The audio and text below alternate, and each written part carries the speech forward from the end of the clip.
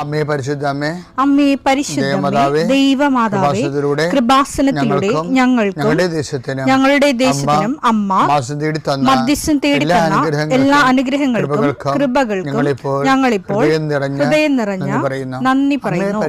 അമ്മേ പരിശുദ്ധമ്മേ ദൈവമാതാവേ, 2004 ഡിസംബർ 7 ഉച്ചകഴിഞ്ഞ് 2:30 കൃപാസനത്തിൽ സംഭവിച്ച അമ്മയുടെ പ്രത്യക്ഷപ്പെടലിനെ കുറിച്ച് തിരുസഭയ്ക്ക് സമർപ്പിച്ചിരിക്കുന്ന പഠനരേഖകളുടെ മേൽ സഭാത്മകമായ പഠനം ആരംഭിക്കുവാൻ ഞങ്ങൾ പ്രാർത്ഥിക്കുന്നു.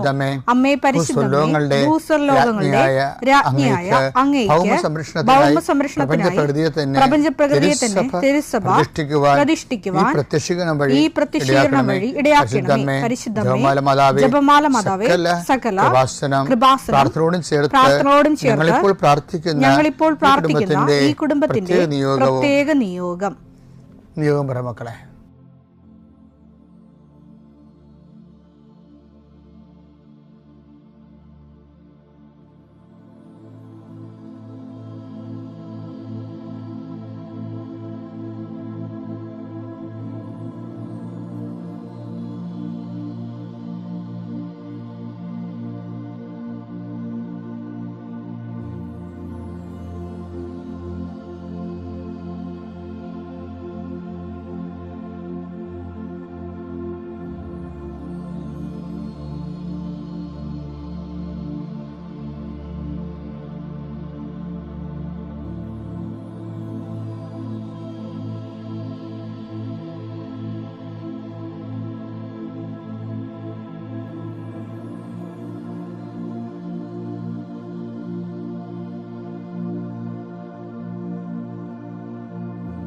അമ്മയുടെ പ്രത്യക്ഷീകരണത്തിന്റെ ഈ അനുഗ്രഹവേളയിൽ ഞങ്ങൾക്ക് സാധിച്ചു തരുവാൻ കനിയണമേ. ആമേൻ. വിശ്വാസ പ്രമാണം. സർവശക്തനായ പിതാവും ആകാശത്തിന്റെയും ഭൂമിയുടെയും സൃഷ്ടാവുമായ ദൈവത്തിൽ ഞാൻ വിശ്വസിക്കുന്നു. അവിടുത്തെ ഏകപുത്രനും ഞങ്ങളുടെ കർത്താവുമായ ഈശോ മിശിഹായിലും ഞാൻ വിശ്വസിക്കുന്നു. ഈ പുത്രൻ പരിശുദ്ധാത്മാവിനാൽ ഗർഭസ്ഥനായി കന്യകാമറിയത്തിൽ നിന്ന് പിറന്ന് പൊന്തിയോസ് പീലാത്തോസിന്റെ കാലത്ത് പീഡകൾ സഹിച്ച് കുരിശിൽ തറയ്ക്കപ്പെട്ട് മരിച്ച് അടക്കപ്പെട്ട് പാതാളങ്ങളിൽ ഇറങ്ങി മരിച്ചവരുടെ ഇടയിൽ നിന്ന് 3-ാം നാൾ ഉയർത്ത് സ്വർഗത്തിലേക്ക് എഴുന്നള്ളി സർവശക്തിയുള്ള പിതാവായ ദൈവത്തിന്റെ വലതുഭാഗത്തിരിക്കുന്നു. അവിടെ നിന്ന് ജീവിക്കുന്നവരെയും മരിച്ചവരെയും വിധിക്കുവാൻ വരുമെന്നും ഞാൻ വിശ്വസിക്കുന്നു. പരിശുദ്ധാത്മാവിലും ഞാൻ വിശ്വസിക്കുന്നു. വിശുദ്ധ കത്തോലിക്കാ സഭയിലും പുണ്യവാന്മാരുടെ ഐക്യത്തിലും പാപങ്ങളുടെ മോചനത്തിലും ശരീരത്തിന്റെ ഉയർപ്പിലും നിത്യമായ ജീവിതത്തിലും ഞാൻ വിശ്വസിക്കുന്നു. ആമേൻ. സുഖസ്ഥനായ ഞങ്ങളുടെ പിതാവേ, അങ്ങയുടെ നാമം പൂജിതമാകണമേ. അങ്ങയുടെ രാജ്യം വരണമേ. അങ്ങയുടെ തിരുമനസ് സ്വർഗത്തിലെ പോലെ ഭൂമിയിലും ആകണമേ. അന്നു വേണ്ടുന്ന ആഹാരം ഇന്ന് ഞങ്ങൾക്ക് തരണമേ. ഞങ്ങളോട് തെറ്റ് ചെയ്യുന്നവരോട് ഞങ്ങൾ ക്ഷമിക്കുന്നത് പോലെ ഞങ്ങളുടെ തെറ്റുകൾ ഞങ്ങളോടും ക്ഷമിക്കണമേ. ഞങ്ങളെ പ്രലോഭനത്തിൽ ഉൾപ്പെടുത്തരുതേ, തിന്മയിൽ ഞങ്ങൾ രക്ഷിക്കണമേ. ആമേൻ. നന്മ നിറഞ്ഞ മറിയമേ, സ്വസ്തി. കർത്താവ് അങ്ങയുടെ കൂടെ സ്ത്രീകളിൽ അങ്ങ് അനുഗ്രഹിക്കപ്പെട്ടവളാകുന്നു. അങ്ങയുടെ ഉദരത്തിൻ ഫലമായി ഈശോ അനുഗ്രഹിക്കപ്പെട്ടവനാകുന്നു. പരിശുദ്ധ മറിയമേ, തമ്പുരാന്റെ അമ്മേ, പാപികളായ ഞങ്ങൾക്ക് വേണ്ടി ഇപ്പോഴും ഞങ്ങളുടെ മരണസമയത്തും തമ്പുരാനോട് അപേക്ഷിക്കണമേ. ആമേൻ. കർത്താവേ, നിന്റെ ഉന്നതമായ നാമത്തിന് സ്തോത്രം ചെയ്യുന്നു. കർത്താവേ, നിന്റെ വിശുദ്ധ പൗരോഹിത്യത്തെ മഹത്വപ്പെടുത്തണമേ. കർത്താവെ, സഭയിലുള്ള സാന്നിധ്യം പ്രകടമാക്കണമേ. 40 വർഷം ഞാൻ അർപ്പിച്ച കൃപാനയുടെ യോഗ്യതയാൽ കൃപാസന അൾത്താറെ ജീവനോടെ പ്രത്യക്ഷപ്പെട്ട പരിശുദ്ധ അമ്മയുടെ മാധ്യസ്ഥത്തിൽ ഞാൻ മക്കളെ ആശീർവദിക്കുന്നു. അങ്ങയുടെ മക്കൾ ഇന്ന് യാത്ര ചെയ്യുന്ന ഓരോ ഇടങ്ങളെ സംബന്ധിച്ച് പ്രാർത്ഥിക്കുന്നു. അങ്ങയുടെ മക്കൾ ഇന്ന് കണ്ടുമുട്ടുന്ന ഇടങ്ങളെ സമർപ്പിച്ച് പ്രാർത്ഥിക്കുന്നു. അങ്ങയുടെ മക്കൾ ഇന്ന് കണ്ടുമുട്ടുന്ന ഇടങ്ങളെ, കണ്ടുമുട്ടുന്ന വിഷയങ്ങൾ, സംസാരിക്കാൻ പോകുന്ന വിഷയങ്ങൾ, ആ സംസാരിക്കാൻ പോകുന്ന വിഷയങ്ങൾക്ക് ഒരു തീരുമാനം കിട്ടാൻ വേണ്ടി ഇന്ന് തീരുമാനം ഉണ്ടാകണമെന്ന് ആഗ്രഹിച്ച് പ്രാർത്ഥിക്കുന്നവരുണ്ട്. അവരെ സമർപ്പിച്ച് പ്രാർത്ഥിക്കുന്നു. കർത്താവെ, നിന്റെ നാമത്തെ മഹത്വപ്പെടുത്തണമേ. കർത്താവെ, സഭയിലുള്ള സാന്നിധ്യം പ്രകടമാക്കണമേ. അമ്മേ, പരിശുദ്ധമ്മേ, ദേവമാതാവേ, ആരെല്ലാം ഇപ്പോൾ ഉണർന്നിരുന്ന് പ്രാർത്ഥിച്ച് ഈ പ്രാർത്ഥനയോട് ചേരുന്നുണ്ടോ ആരെല്ലാം ഈ പാത്തിൽ ആശ്രയിക്കുന്നുണ്ടോ അവരെ എല്ലാം നീ ആശീർവദിക്കണം. എൻ്റെ കർത്താവിൻ്റെ ഉന്നതമായ നാമത്തിൽ, സഭയുടെ അധികാരത്തിൽ, കുരിശിൻ്റെ അടയാളത്തിൽ, ദൈവത്തിൻ്റെ ശക്തിയാൽ ഈ ദിവസം കർത്താവ് നിങ്ങളെ അനുഗ്രഹിക്കുകയും ആശ്വസിപ്പിക്കുകയും ചെയ്യട്ടെ. എൻ്റെ പ്രിയപ്പെട്ടവരെ, പിന്നെ കഴിഞ്ഞ ദിവസങ്ങളിൽ ഒരു പ്രത്യേക സാക്ഷ്യം ഉണ്ടായിരുന്നു. അവർ പറയണത് ഞങ്ങളുടെ നല്ല കാലത്താണ് ഞങ്ങൾ ഉടമ്പടിച്ചെടുത്തത്, ഞങ്ങളുടെ നല്ല കാലത്താണ് ഞങ്ങൾ ഉടമ്പടിയെടുത്തതെന്ന് പറഞ്ഞ ഡോമിനിക്ക് സഹോദരൻ, ഡോമിനിക്ക്, അദ്ദേഹത്തിൻ്റെ വൈഫ് സിജി, പിന്നെ റോമിക്ക മകൾ, ഈ മൂവരും കൂടി ആ സാക്ഷ്യം പറയണം. അപ്പം അദ്ദേഹം പറഞ്ഞത് ഇന്നുവരെ ആരും പറയാത്ത സാധനമാണ്. അത് ഞാൻ നിങ്ങളോട് പറയുന്നത്, ഞങ്ങളുടെ നല്ല കാലത്താണ് ഉടമ്പടിയെടുത്തത്. അദ്ദേഹത്തിന് ജോലിയുണ്ട്, വീട്ടിൽ കുഞ്ഞുങ്ങൾ പഠിക്കുന്നു, കുടുംബത്തിന് വലിയ കടങ്ങളൊന്നുമില്ല, കുടുംബത്തിന് സ്വസ്ഥവും സമാധാനമായിട്ട് ഭാര്യയും കുഞ്ഞുങ്ങളും വീട്ടിൽ താമസിക്കണം. അപ്പോൾ അങ്ങനെ വളരെ നന്നായിട്ട് പോയി. അപ്പോൾ ആ ഒരു കാലത്ത് ലീവിന് വന്നപ്പോൾ ഇവർ ഉടമ്പടി എടുത്ത്. ഇപ്പോൾ ഈ ആൾക്കാരെല്ലാവരും ഉടമ്പടി എടുക്കുന്നത് എപ്പോഴാണെന്ന് അറിയാമോ? മോശം കാലത്താണ് ഉടമ്പടി എടുക്കുന്നത്. മോശം കാലത്തല്ലേ ഉടമ്പടി എടുക്കണം. എല്ലാവരും ഒരു 99% ആൾക്കാരും മോശം ടൈമിലാവുന്ന ഉടമ്പടി എടുക്കണം. അതുകൊണ്ടാണ് ഞാൻ ഈ സാക്ഷ്യം ഇങ്ങനെ കൊള്ളാമല്ലോ എന്ന് പറഞ്ഞത്. അതാ നല്ല കാലത്ത് വന്ന് ഉടമ്പടി. അപ്പം നല്ല കാലം എന്ന് പറയുമ്പോൾ ഈ കാലം ചേഞ്ച് ചെയ്യുമ്പോഴേ, ഇപ്പം എനിക്കുണ്ടല്ലോ, എനിക്ക് ഒരു ആശുപത്രി കിടപ്പ് ഉറപ്പാണ്. അത് ഈ ജൂൺ മാസത്തിൽ, പിന്നെ ഇനി ഫെബ്രുവരി മാസത്തിലാണ്. കാര്യം പെട്ടെന്ന് നമുക്ക് കൺട്രോൾ പോയിട്ട് ഈ കഫം വന്ന് അന്തരീക്ഷം തണുത്ത് കഴിയുമ്പോൾ അലർജറ്റിക്കായിട്ട്, തണുപ്പിനോട് അലർജിയാണ്, അലർജറ്റിക്കായിട്ട് നമ്മുടെ ചെസ്റ്റ് ബ്ലോക്ക് ആവും. പിന്നെ നമുക്ക് ഒന്നും ചെയ്യാൻ പറ്റില്ല, വിറച്ച് തുള്ളി പനിച്ച് അങ്ങനെയാണ് അവസാനിക്കുന്നത്. ഇത് എപ്പോഴും തുടങ്ങിയാല കുഞ്ഞുനാളെ പോലുള്ള റെക്കറിങ് ആയിട്ടുള്ള സംഭവമാണ്. കാലം മാറുമ്പോൾ ബോഡി നമ്മൾ അറിയിക്കും. ഭയങ്കര സിവിയറാണ് ആ സമയത്ത്. പനിയൊക്കെ 103 വരും. അപ്പം ഇതിൻ്റെ ഒരു വിഷയം ഇതുപോലെ അത് സീസൺ ചെയ്യും. ഇതുപോലെ ജീവിതത്തിലും ചില സമയത്ത് സീസൺ ചേഞ്ച് ഉണ്ട്. പക്ഷെ നമുക്ക് പരിശുദ്ധാത്മാവ് ഉണ്ടെങ്കിൽ സീസൺ ചേഞ്ചിന് മുമ്പ് നമ്മുടെ ജീവിതത്തിലെ കാര്യം ഞാൻ പറയട്ടെ, പരിശുദ്ധാത്മാവ് ഉണ്ടെങ്കിൽ ഇപ്പം ഇയാൾ ഈ പറയുന്ന ഡോമിനിക് എന്ന് പറയുന്ന ആൾ ജീസസ് യൂത്തിലെ ഫുൾ ടൈമറാണ്. ഫുൾ ടൈമേഴ്സിൻ്റെ പ്രശ്നം വെച്ചാൽ അവർക്ക് പരിശുദ്ധാത്മാവില്ലാതെ മുന്നോട്ട് പോകാൻ പറ്റത്തില്ല. അപ്പം അതുകൊണ്ട് അവരെപ്പോഴും അത് ഈ ഫുൾ ടാങ്ക് പെട്രോൾ അടിച്ചിട്ടേക്കണമെന്ന് പറഞ്ഞ് ഇട്ടേക്കുമ്പോൾ, ഇപ്പോൾ വലിയ യാത്രയില്ലേ, ലോങ് പോകേണ്ട ആൾക്കാരില്ലേ, ലോങ് പോകേണ്ട ആൾക്കാരെന്ത് ചെയ്യും? അവർ ഫുൾ ടാങ്ക് അടിച്ചിട്ടേക്കും. ഈ ആധ്യാത്മിക ആയിരിക്കുന്നത് അതാണ് നല്ലതെന്ന് തോന്നുന്നത്. ചില ആൾക്കാർ ഈ ഷോർട്ട് പോകുന്ന ആൾക്കാരുണ്ട്. അവർ നല്ലത് 1/2 ലിറ്ററൊക്കെ അടിക്കത്തുള്ളൂ, 1 ലിറ്റർ വല്ലതൊക്കെ 100 രൂപയൊക്കെ അടിച്ചു വെക്കും. അപ്പം അത് നമ്മൾ എങ്ങനെ പോകുന്നു എന്നുള്ളതനുസരിച്ചിരിക്കും. ഇപ്പം നമുക്ക് ഒരു മിനിമം ഫിസിക്കൽ ലൈഫ് ഉള്ളെങ്കിൽ ഇതുപോലെ 100 രൂപയൊക്കെ 50 രൂപയൊക്കെ പെട്രോൾ അടിക്കുന്ന ആൾക്കാരെ പോലെ. ലോങ് പോകുക എന്ന് വെച്ച് കഴിഞ്ഞാൽ ദൈവമായിട്ട് സാക്ഷ്യം വഹിച്ചുള്ള സാക്ഷി ജീവിതമില്ലേ, അതിനാണ് ലോങ് പോകണമെന്ന് പറയണത്. അങ്ങനെ ലോങ് പോകണവർ ഫുൾ ടാങ്ക് അടിക്കണം. ഈ ഡോമിനിക്ക് ഒരു ഫുൾ ടാങ്ക് അടിക്കുന്ന പാർട്ടിയാണ്. കാര്യാളുടെ ജീസസ് യൂത്തിൻ്റെ ഫുൾ ടൈമറാണ്.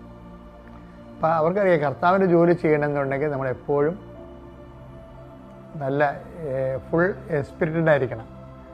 അപ്പം സ്പിരിറ്റാണെങ്കിലുള്ള ഗുണമെന്ന് പറയുന്നത്, സ്പിരിറ്റിൻ്റെ സീസൺ ചേഞ്ച് ചെയ്യുമ്പോൾ സ്പിരിറ്റ് വരാൻ പോകുന്ന കാര്യങ്ങൾ അവൻ ഞങ്ങളോട് പറയുമെന്ന് പറയത്തില്ല. അപ്പം അതിനടുത്ത് യോഹന്നാൻ 16:14 ഒരു ഭയങ്കര വചനമാണ്. ഈ യോഹന്നാൻ 16:14 വായിച്ചേ. വരാനിരിക്കുന്ന കാര്യങ്ങൾ സീസൺ ചേഞ്ച് ചെയ്യണമെങ്കിൽ വരാനിരിക്കുന്ന കാര്യങ്ങൾ അവൻ നിങ്ങളെ അറിയിക്കും. അവൻ എനിക്കുള്ളവയിൽ നിന്ന് സ്വീകരിച്ച് നിങ്ങളോട് പ്രഖ്യാപിക്കും, നിങ്ങളോട് പറയും. അങ്ങനെ അവൻ എന്നെ മഹത്വപ്പെടുത്തും. ഈശോന്റെ ഉള്ളിലുള്ളത് നമ്മൾ അറിയിക്കുന്നത് പരിശുദ്ധാത്മാവാണ്. അപ്പോൾ ഈ ഫുൾ ടാങ്ക് എന്ന് വെച്ച് കഴിഞ്ഞാൽ എന്ത് നല്ലവണ്ണം സ്പിരിറ്റോടെ നിൽക്കുകയാണെങ്കിൽ നമുക്ക് വരാൻ പോകുന്ന അത് കർത്താവ് നമ്മൾ അറിയിക്കും. അതാണല്ലേ കൃപാസനത്തിൻ്റെ ഒരു ഏറ്റവും വലിയ സന്ദേശം അതാണല്ലോ. ദുരന്തമുണ്ടാകാൻ പോകുന്നു, പ്രാർത്ഥിക്കണം. വരാൻ പോകുന്ന കാര്യങ്ങളാണ് അമ്മ പറഞ്ഞത്. അപ്പോൾ അത് അൾത്താരയിൽ ആരാധന നടക്കുന്ന സമയത്താണ് അമ്മ ആഘോഷമായിട്ട് വന്ന് പറഞ്ഞത്. അമ്മയാരും കണ്ടില്ല, ഞാൻ മാത്രമേ കണ്ടുള്ളൂ. പക്ഷേ ആ മെസ്സേജ് ഏറ്റെടുത്ത് കഴിഞ്ഞപ്പോൾ എന്നാ സംഭവിക്കുന്നത്, ഏത് ജില്ലകളിൽ ചെന്നാലും ഏത് രാജ്യങ്ങൾ ഭൂഖണ്ഡങ്ങളിൽ ചെന്നാലും ഉടമ്പടി എടുത്ത് ജീവിക്കുന്ന അതൊരു വേ ഓഫ് ലൈഫായിട്ട് ഇപ്പോഴൊക്കെ ആൾക്കാർ സാക്ഷ്യം പറയുമ്പോൾ നമ്മൾ ശ്രദ്ധിച്ചാൽ മനസ്സിലാവും. ഉടമ്പടി ഒരു ജീവിത രീതി എന്ന രീതിയിലാണ് ആൾക്കാർ എടുത്തിരിക്കുന്നത്. അതുകൊണ്ടാണ് അവർ കുറേ ആൾക്കാർ ഇങ്ങനെ പുതുക്കിയിരിക്കും. ഇന്ന് അശ്വതി നായർ എന്ന് പറഞ്ഞൊരു മോള് സാക്ഷ്യം പറഞ്ഞ് ഇന്നലെ അതായത് അവർ പറഞ്ഞത്, എൻ്റെ കാശ് തീർന്നപ്പോൾ ഞാൻ എൻ്റെ വള കൊണ്ടേ പണയം വെച്ചു, ഇനി 35,000 രൂപ കിട്ടുമെന്ന് പറഞ്ഞ്, മാക്സിമം കിട്ടണം 35,000 രൂപയാണെന്ന് പറഞ്ഞു. അപ്പോൾ അവർ പറഞ്ഞ് എനിക്കൊരു 15,000 രൂപയും കിട്ടുന്നതാണെന്ന് പറഞ്ഞു. 15,000 രൂപയ്ക്ക് ഞാൻ പത്രം മേടിച്ച് എല്ലായിടത്തും കൊണ്ടുപോയി മാതാവിൻ്റെ കാര്യം പറഞ്ഞ് കൊടുത്തെന്ന് പറഞ്ഞു. ഇങ്ങനെയൊക്കെയാണ് ആൾക്കാർ വർക്ക് ചെയ്യണത്. അപ്പോൾ ഇത് അശ്വനായർ പറയുകയെ വള ഇടിപ്പിക്കുന്ന ഒരു ടൈമായി. അപ്പോൾ അവരെന്നെ വിളിച്ചായിരുന്നു എന്ന് പറയും. വള ഇടിപ്പിക്കുന്ന സ്ഥലത്ത് തന്നെ വിളിച്ചായിരുന്നു. അപ്പോൾ ഞാൻ വള എടുക്കണമല്ലേ, അല്ല പിന്നെ പലിശ കൂടിക്കൊണ്ടിരിക്കുമല്ലോ. അപ്പോൾ അങ്ങനെ വരുമ്പോൾ ഉടനെ ചേച്ചി എന്നെ വിളിച്ചു. എൻ്റെ ചേച്ചി എന്നെ വിളിച്ചിട്ട്, എടി നിൻ്റെ അക്കൗണ്ടിലേക്ക് ഞാൻ 20,000 രൂപ അയച്ചെന്ന് പറഞ്ഞു. ഞാൻ ചേച്ചിയോട് ചോദിച്ചില്ല, ഞാൻ ഇങ്ങനെയുള്ള കാര്യങ്ങൾ ചേച്ചിക്ക് അറിയത്തില്ല. എനിക്കിപ്പോൾ ഒരു വള എടുക്കണമല്ലോ എന്ന് ഞാൻ ചിന്തിച്ചതേ ഉള്ളൂ. അപ്പം തന്നെ ഒരു ബന്ധവുമില്ല, അല്ല ഒരറിവും ഇല്ലാത്ത ചേച്ചി എനിക്ക് 20,000 രൂപ അയച്ചു തന്നു. അപ്പം അശ്വതി സാക്ഷ്യമൊക്കെ പറയുമ്പോൾ നിങ്ങൾക്കറിയാമല്ലോ, അവർ സാക്ഷ്യം പറയാനായിട്ട് മാത്രമാണ് ഈ കൃപാസനത്തിൽ വരണത്. എന്താ കാര്യം, അവർ ഇതിൻ്റെ കൂടെ അങ്ങ് മാതാവിൻ്റെ കൂടെ ജീവിക്കുകയോ മാതാവ് അവരുടെ കൂടെ ജീവിക്കുകയോ എന്തൊക്കെയാണ്. ഉടമ്പടിയുടെ ഒരു ലെവലെന്ന് പറയണത് നല്ല ശരിക്കും ഉടമ്പടി സത്യസന്ധമായി ചെയ്യുന്ന ആൾക്കാരുടെ കൂടെ ഉടമ്പടിയുടെ ഫുൾ ഓപ്ഷനായിട്ടുള്ള എല്ലാ വാഗ്ദാനങ്ങളും നിറവേറുന്നുണ്ട്. ഞാനിപ്പോൾ തൽക്കാലം ഇവിടെ അവസാനിപ്പിക്കുകയാണ്. നമുക്കിങ്ങനെ ഉടമ്പടി ധ്യാനം പോലെ നീട്ടിപ്പറയാൻ പറ്റിയ സ്ഥലമല്ല. ഞാൻ അടുത്ത ദിവസം തന്നെ വിവരിച്ച് പറഞ്ഞോളാം. അപ്പോഴിപ്പോൾ ഞാൻ പറഞ്ഞ ഇത്രയേ ഉള്ളൂ, ലോങ് പോകുമ്പോൾ ഫുൾ ടാങ്ക് അടിക്കണം എന്ന് വെച്ചാൽ നിങ്ങളെപ്പോഴും അതായത് അന്ന് വേണ്ട അപ്പത്തിന് വേണ്ടിയുള്ള മിനിമം പരിപാടിയായിട്ട് പ്രാർത്ഥന മാറ്റരുത്. മറിച്ച് പ്രാർത്ഥന പരിശുദ്ധാത്മാവിൽ നിറഞ്ഞു നിന്ന് പരിശുദ്ധാത്മാവിനോട് നമ്മോട് കമ്മ്യൂണിക്കേറ്റ് ചെയ്യാൻ പറ്റുന്ന പരുവത്തിൽ സർവ്വസജ്ജമായി ഇരിക്കാനാണ് ഈ വചനം കൊണ്ട് ഉദ്ദേശിക്കുന്നത്. അപ്പോൾ ഇതിന് മേലെ ഇത് ഡെയിലി ബ്രെഡ് എന്ന വചനം എന്ന് പറഞ്ഞാൽ ഇതിൻ്റെ അകത്തുള്ളത് ഏതാണ്, വരാൻ പോകുന്ന കാര്യങ്ങൾ അവൻ നിങ്ങളോട് പറയും എന്നാണ്. എൻ്റെ പേര് മഞ്ജു ജോൺ. ഞാൻ തൃശ്ശൂരിൽ നിന്നാണ് വരണത്. ഞാൻ ലൂർദ് ഇടവകയാണ്. ഞാൻ 2019 ഉടമ്പടി എടുത്തത്. ആദ്യമായിട്ട് ഉടമ്പടി എടുത്തത് എൻ്റെ ചേട്ടൻ്റെ വൈഫ് പറഞ്ഞ് അങ്ങനെ അറിഞ്ഞിട്ടാണ് ഞാനിവിടെ ഉടമ്പടി എടുക്കാൻ വന്നത്. ആ ഉടമ്പടിയിൽ ഞാൻ വന്നത് എനിക്ക് വയറിനൊരു അസിഡിറ്റി ബേണിങ് ഒരു അസുഖമായിട്ടാണ്. ആ രോഗം എനിക്ക് സൗഖ്യം കിട്ടി ഞാനിവിടെ സാക്ഷ്യം പറഞ്ഞതാണ്. ഞാനിപ്പോൾ സാക്ഷ്യം പറയണത് എനിക്ക് 2007 മുതൽ, അതായത് അന്ന് എനിക്ക് 34 വയസ്സുള്ളൂ. എൻ്റെ ബ്രസ്റ്റിൽ എനിക്ക് ഫൈബ്രിഡിനോമസ് എന്ന് പറഞ്ഞിട്ട് ഫൈബ്രോയിഡും സിസ്റ്റും അതുണ്ടെന്ന് കണ്ടുപിടിച്ചു. അപ്പോൾ ആ പ്രായത്തിൽ തന്നെ ഞാൻ ഫസ്റ്റ് ടൈം മാമോഗ്രാം ചെയ്തിട്ടുണ്ട്. അപ്പോൾ അന്ന് അവർ പറഞ്ഞത് ഇത് സ്പ്രെഡായിട്ട് കിടക്കുകയാണ്, ഇതിന് മെഡിസിൻ ഇല്ല, ഇത് സിസ്റ്റും ഫൈബ്രോയിഡും ബ്രസ്റ്റിലും ഉണ്ട് യൂട്രസിലും ഉണ്ട്, ഇത് നിങ്ങൾ റെഗുലറായിട്ട് ചെക്കപ്പ് ചെയ്യണം, എവറി 2 years മാമോഗ്രാം ചെയ്ത് നോക്കണം, ഇതിന് എത്ര വളർച്ചയുണ്ട്, ചിലപ്പോൾ ഇത് കുറേ കൊല്ലമൊക്കെ ആകുമ്പോൾ ഇതിൻ്റെ സ്റ്റേജ് മാറിക്കൊണ്ടിരിക്കും എന്ന് പറഞ്ഞു. അപ്പം ഞാനിത് എൻ്റെ ഉടമ്പടി നിയോഗത്തിൽ 6 നിയോഗങ്ങളിൽ ആദ്യമായിട്ട് എനിക്കിത് സൗഖ്യം കിട്ടണമെന്നൊക്കെ എഴുതിയിരുന്നു. പക്ഷെ പിന്നീട് ഞാനത് മറ്റുള്ളവരുടെ കാര്യം എഴുതുമ്പോൾ എൻ്റെ എപ്പോഴും ലാസ്റ്റായിട്ട് ഞാൻ എഴുതാറുണ്ട്. അപ്പം ഞാൻ എന്നും ഉടമ്പടി ഇവിടെ വന്ന് പുതുക്കി പോകുമ്പോൾ ഞാൻ പറയും, എനിക്ക് ഇതുവരെ പരിശുദ്ധ അമ്മേനെ എടുക്കാനോ ഞാൻ അമ്മേനെ സ്വപ്നത്തിൽ കാണുകയോ ഒന്നും എനിക്ക് ഇതുവരെ അങ്ങനെ ഒരു അനുഭവം ഒരു മഴവിൽ പോലും ഞാൻ കണ്ടിട്ടില്ല. അപ്പം ഞാൻ ഇന്നത് മാതാവിനോടൊരു പരാതി പറയും, എനിക്കങ്ങനെ ഒരു സമ്മാനം അമ്മ തന്നിട്ടില്ലല്ലോ എന്ന്. ലാസ്റ്റ് എൻ്റെ മാമോഗ്രാം 2022 അപ്പോൾ 22 ആയപ്പോൾ ഇതിന് ഓരോ കാറ്റഗറി ഉണ്ട്. കാറ്റഗറി 1, കാറ്റഗറി 2 എന്നൊക്കെ അവർ എഴുതും.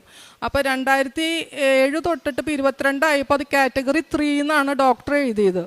അപ്പോൾ എനിക്ക് ഭയങ്കര ടെൻഷനായി. ഇനി 4 ഒക്കെ ആയിക്കഴിയുമ്പോൾ അവർ പറയും ബയോപ്സി അത് അങ്ങനെയൊക്കെ പറയുമ്പോൾ എനിക്കത് പേടിയാണ്. ഒന്നാമത്തെ എനിക്ക് മാമോഗ്രാം പേടിയാണ്. അപ്പോൾ ഡോക്ടർ പറയും, ഞാൻ ചോദിക്കും ഇതിന് വല്ല മെഡിസിൻ ഉണ്ടോ? ഇല്ല മോളെ, ഇതിന് മെഡിസിൻ ഇല്ല, ഇത് നമുക്കിങ്ങനെ ശ്രദ്ധിച്ചുകൊണ്ടിരിക്കണം, ഇത് അങ്ങനെയൊക്കെ പറയുക ഗൈനക്കോളജിസ്റ്റ്. ഞാൻ എന്നും ഡെയിലി ബ്രെഡ് കൂടുമ്പോൾ ഞാൻ ഉടമ്പടി തൈലം എൻ്റെ ബ്രസ്റ്റിലും യൂട്രസിലും പരട്ടി പ്രാർത്ഥിക്കും, അമ്മയുടെ പ്രത്യക്ഷീകരണ സാക്ഷിയാക്കി എന്നെ ഉയർത്തണമേ എന്ന്. ഞാനിത് സ്ഥിരം പ്രാർത്ഥിക്കാറുണ്ട്. ഇപ്പം ഈ അടുത്ത് ഞാൻ എൻ്റെ ഒരു ഉടമ്പടി പുതുക്കാനായിട്ടാണ് മെയ് 7 എൻ്റെ ബർത്ത്ഡേയുടെ അന്ന് ഞാനിവിടെ വന്നു. എൻ്റെ ആ ഒരു ഡോക്യുമെൻ്റ് എനിക്ക് സൈൻ ചെയ്യാനായിട്ട് നിന്നപ്പോൾ അപ്പോഴും ഞാൻ പ്രാർത്ഥിച്ചു, അമ്മേ ഞാൻ ഇപ്പോൾ 2026 എനിക്ക് അമ്മേനെ എടുക്കാൻ കിട്ടിയിട്ടില്ല, ഒരു സമ്മാനം, ഇന്ന് എൻ്റെ ബർത്ത്ഡേ ആണ്, അമ്മ എനിക്കൊരു സമ്മാനം തരണേന്ന് ഞാൻ പ്രാർത്ഥിച്ച് അവിടെ നിന്നിരുന്നത്.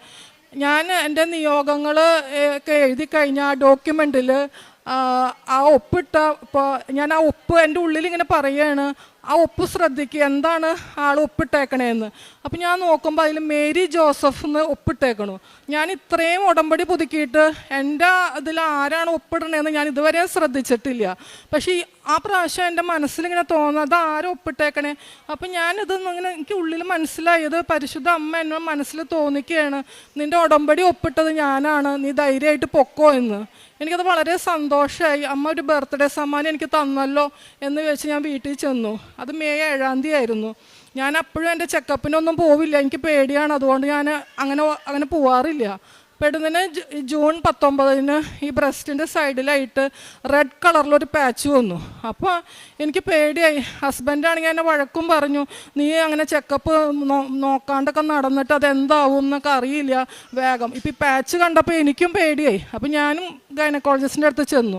അവിടെ ചെന്നപ്പോൾ ഡോക്ടർ ഉടനെ മാമോഗ്രാം എഴുതി. എനിക്ക് 1ാമത്തെ മാമോഗ്രാം പേടിയുള്ള ആളാണ്. അവിടെ ചെല്ലുമ്പോൾ കുറച്ച് വേദനയൊക്കെ ആണല്ലോ എന്നൊക്കെ ഉള്ളത്. ഞാൻ ഉടമ്പടി തൈലൊക്കെ പരട്ടി ഈ വെഞ്ചരിച്ച് ഉപ്പും എല്ലാം ഞാൻ ആ മാമോഗ്രാം റൂമിൽ ഞാൻ സ്ഥലത്തൊക്കെ ഇട്ട് വിശ്വാസ പ്രമാണം ചൊല്ലി ഞാൻ പ്രാർത്ഥിച്ചു, മാതാവേ ഈ കാറ്റഗറി 3 നീ ഇതെനിക്ക് കുറച്ച് തരണേ, ഇത് ഇനി 4ഉം 5ലേക്കൊക്കെ പോയാൽ ഇനി അവരെന്തൊക്കെയാണ് പറയാമെന്ന് എനിക്കറിയില്ല എന്ന് ഞാൻ നന്നായി പ്രാർത്ഥിച്ചു. മാമോഗ്രാം കഴിഞ്ഞു. പക്ഷേ ഈ മാമോഗ്രാം എടുക്കുമ്പോൾ തന്നെ ഒരു പ്രത്യേകത ഉണ്ടായിരുന്നു, ഒട്ടും എനിക്കൊരു വേദന അനുഭവിച്ചില്ല. ആ കുട്ടി വളരെ സ്മൂത്തായിട്ട് ഇങ്ങനെ ഞാൻ ഇത്രയേ ഉള്ളൂ, ഇത് കുറച്ചും കൂടിയൊക്കെ ഞാൻ വിചാരിച്ചു വല്ലാണ്ട് ഇങ്ങനെ അമർത്താവോ അങ്ങനെ. ഞാനിതിന് മുമ്പ് 3-4 പ്രാവശ്യമൊക്കെ എടുത്തതുകൊണ്ട് എനിക്കത് അറിയാം. അപ്പോൾ പക്ഷെ ഇല്ല ചേച്ചി ഇത്രയേ ഉള്ളൂ, കഴിഞ്ഞു, ഇത് കിട്ടി എന്നൊക്കെ പറഞ്ഞു. പക്ഷെ ആ റേഡിയോളജിസ്റ്റ് നോക്കിയിട്ട് എന്നോട് പറഞ്ഞു, ഇതിലൊന്നും കാണുന്നില്ലല്ലോ, നത്തിങ് ടു വറി, ഇതിൽ ഞാനൊന്നും നോക്കിയിട്ട് കാണുന്നില്ല, ഇത് ഒരു പ്രശ്നവുമില്ല, നിങ്ങളിനി അടുത്തൊന്നും ഇങ്ങോട്ട് വരണ്ട, നിങ്ങളുടെ യൂട്രസും എല്ലാം വളരെ നോർമലായി കാണുന്നു എന്ന് പറഞ്ഞു. ഞാൻ ആ റിപ്പോർട്ട് കൊണ്ടുവന്നു. ഞാൻ അപ്പം തന്നെ അമ്മ വഴി ഈശോ തന്ന ഈ അനുഗ്രഹത്തിന് നന്ദി പറഞ്ഞു. കാരണം ഇത്രയും മുന്നോട്ടേക്ക് നീങ്ങുള്ളൂ, ഒരിക്കലും പുറകോട്ടേക്ക് വരില്ല എന്ന് എൻ്റെ മനസ്സിൽ തന്നെ എനിക്കറിയായിരുന്നു. പക്ഷേ ഇത് പെടുന്നതിന് അമ്മ എനിക്ക് ഇടപെട്ടാണ് എനിക്ക് അനുഗ്രഹം കിട്ടിയെന്ന് ഓൺ ദ സ്പോട്ട് എനിക്കത് മനസ്സിലായി. ഗൈനക്കോളജിസ്റ്റിൻ്റെ അടുത്ത് ചെന്നപ്പോൾ ഡോക്ടർ പറഞ്ഞു, ഡോക്ടർ ഭയങ്കര ഹാപ്പി ആയിട്ട്, ഓ ഇതിലൊന്നും കാണുന്നില്ല, ഒരു മെഡിസിനും വേണ്ടാത്ത എനിക്ക്, താൻ പൊക്കോളൂ എന്ന് പറഞ്ഞു. അപ്പോൾ ഇത് എനിക്ക് വിശ്വസിക്കാൻ പറ്റുന്നില്ല. പരിശുദ്ധ അമ്മ എനിക്കൊരു സമ്മാനം തരും എന്ന് തരണേന്ന് ഞാൻ പ്രാർത്ഥിച്ചത് അന്ന് മേരി ജോസഫ് എന്ന അമ്മ ആ ഒപ്പിടുകയും അതിനുശേഷം പിന്നെ ഈ ഒരു സമ്മാനമാണ് അമ്മ എനിക്ക് ഒരുക്കി വെച്ചതെന്ന് എനിക്ക് പിന്നീടാണ് മനസ്സിലായത്. ഇതാണ് എൻ്റെ 1ാമത്തെ സാക്ഷ്യം. 2ാമത് ഞങ്ങൾക്കൊരു കടയുണ്ടായിരുന്നു, തൃശ്ശൂർ തന്നെയാണ്, ടൗണിലാണ്. പക്ഷേ അത് ഒരു കുറച്ച് പഴയ വീടാണ്. അപ്പോൾ അത് ഞങ്ങൾ റെൻ്റ് ഔട്ട് ചെയ്യാൻ ശ്രമിക്കുമ്പോൾ ആൾക്കാർക്ക് അത് കാണുമ്പോൾ അത്ര ഇഷ്ടം ഉണ്ടാവില്ല, വീടല്ല. അപ്പോൾ കുറച്ച് റൂംസ് പോലെയും ഒക്കെ കുറച്ചും കൂടിയും അതിന് മെയിൻ്റനൻസ് വർക്കൊക്കെ കൂടുതലാണെന്നൊക്കെ ഉണ്ടായിരുന്നു. ഞാൻ അതും വെഞ്ചരിച്ച് ഉപ്പിട്ട് വിശ്വാസ പ്രമാണം ചൊല്ലി പ്രാർത്ഥിച്ചു, അമ്മ ഞങ്ങൾക്ക് അനുകൂലമായ ഒരാളെ ഞങ്ങൾക്ക് നീ കൊണ്ടുവന്ന് തരണേന്ന്. അതേപോലെ ഒരു വ്യക്തി ആ കട ഞങ്ങൾ വിചാരിച്ച വാടകയ്ക്ക് തന്നെ അതിനും റെൻറ്റിനെടുത്തു. അമ്മ വഴി ഈശോ നൽകിയ അനുഗ്രഹത്തിന് 1000 നന്ദി.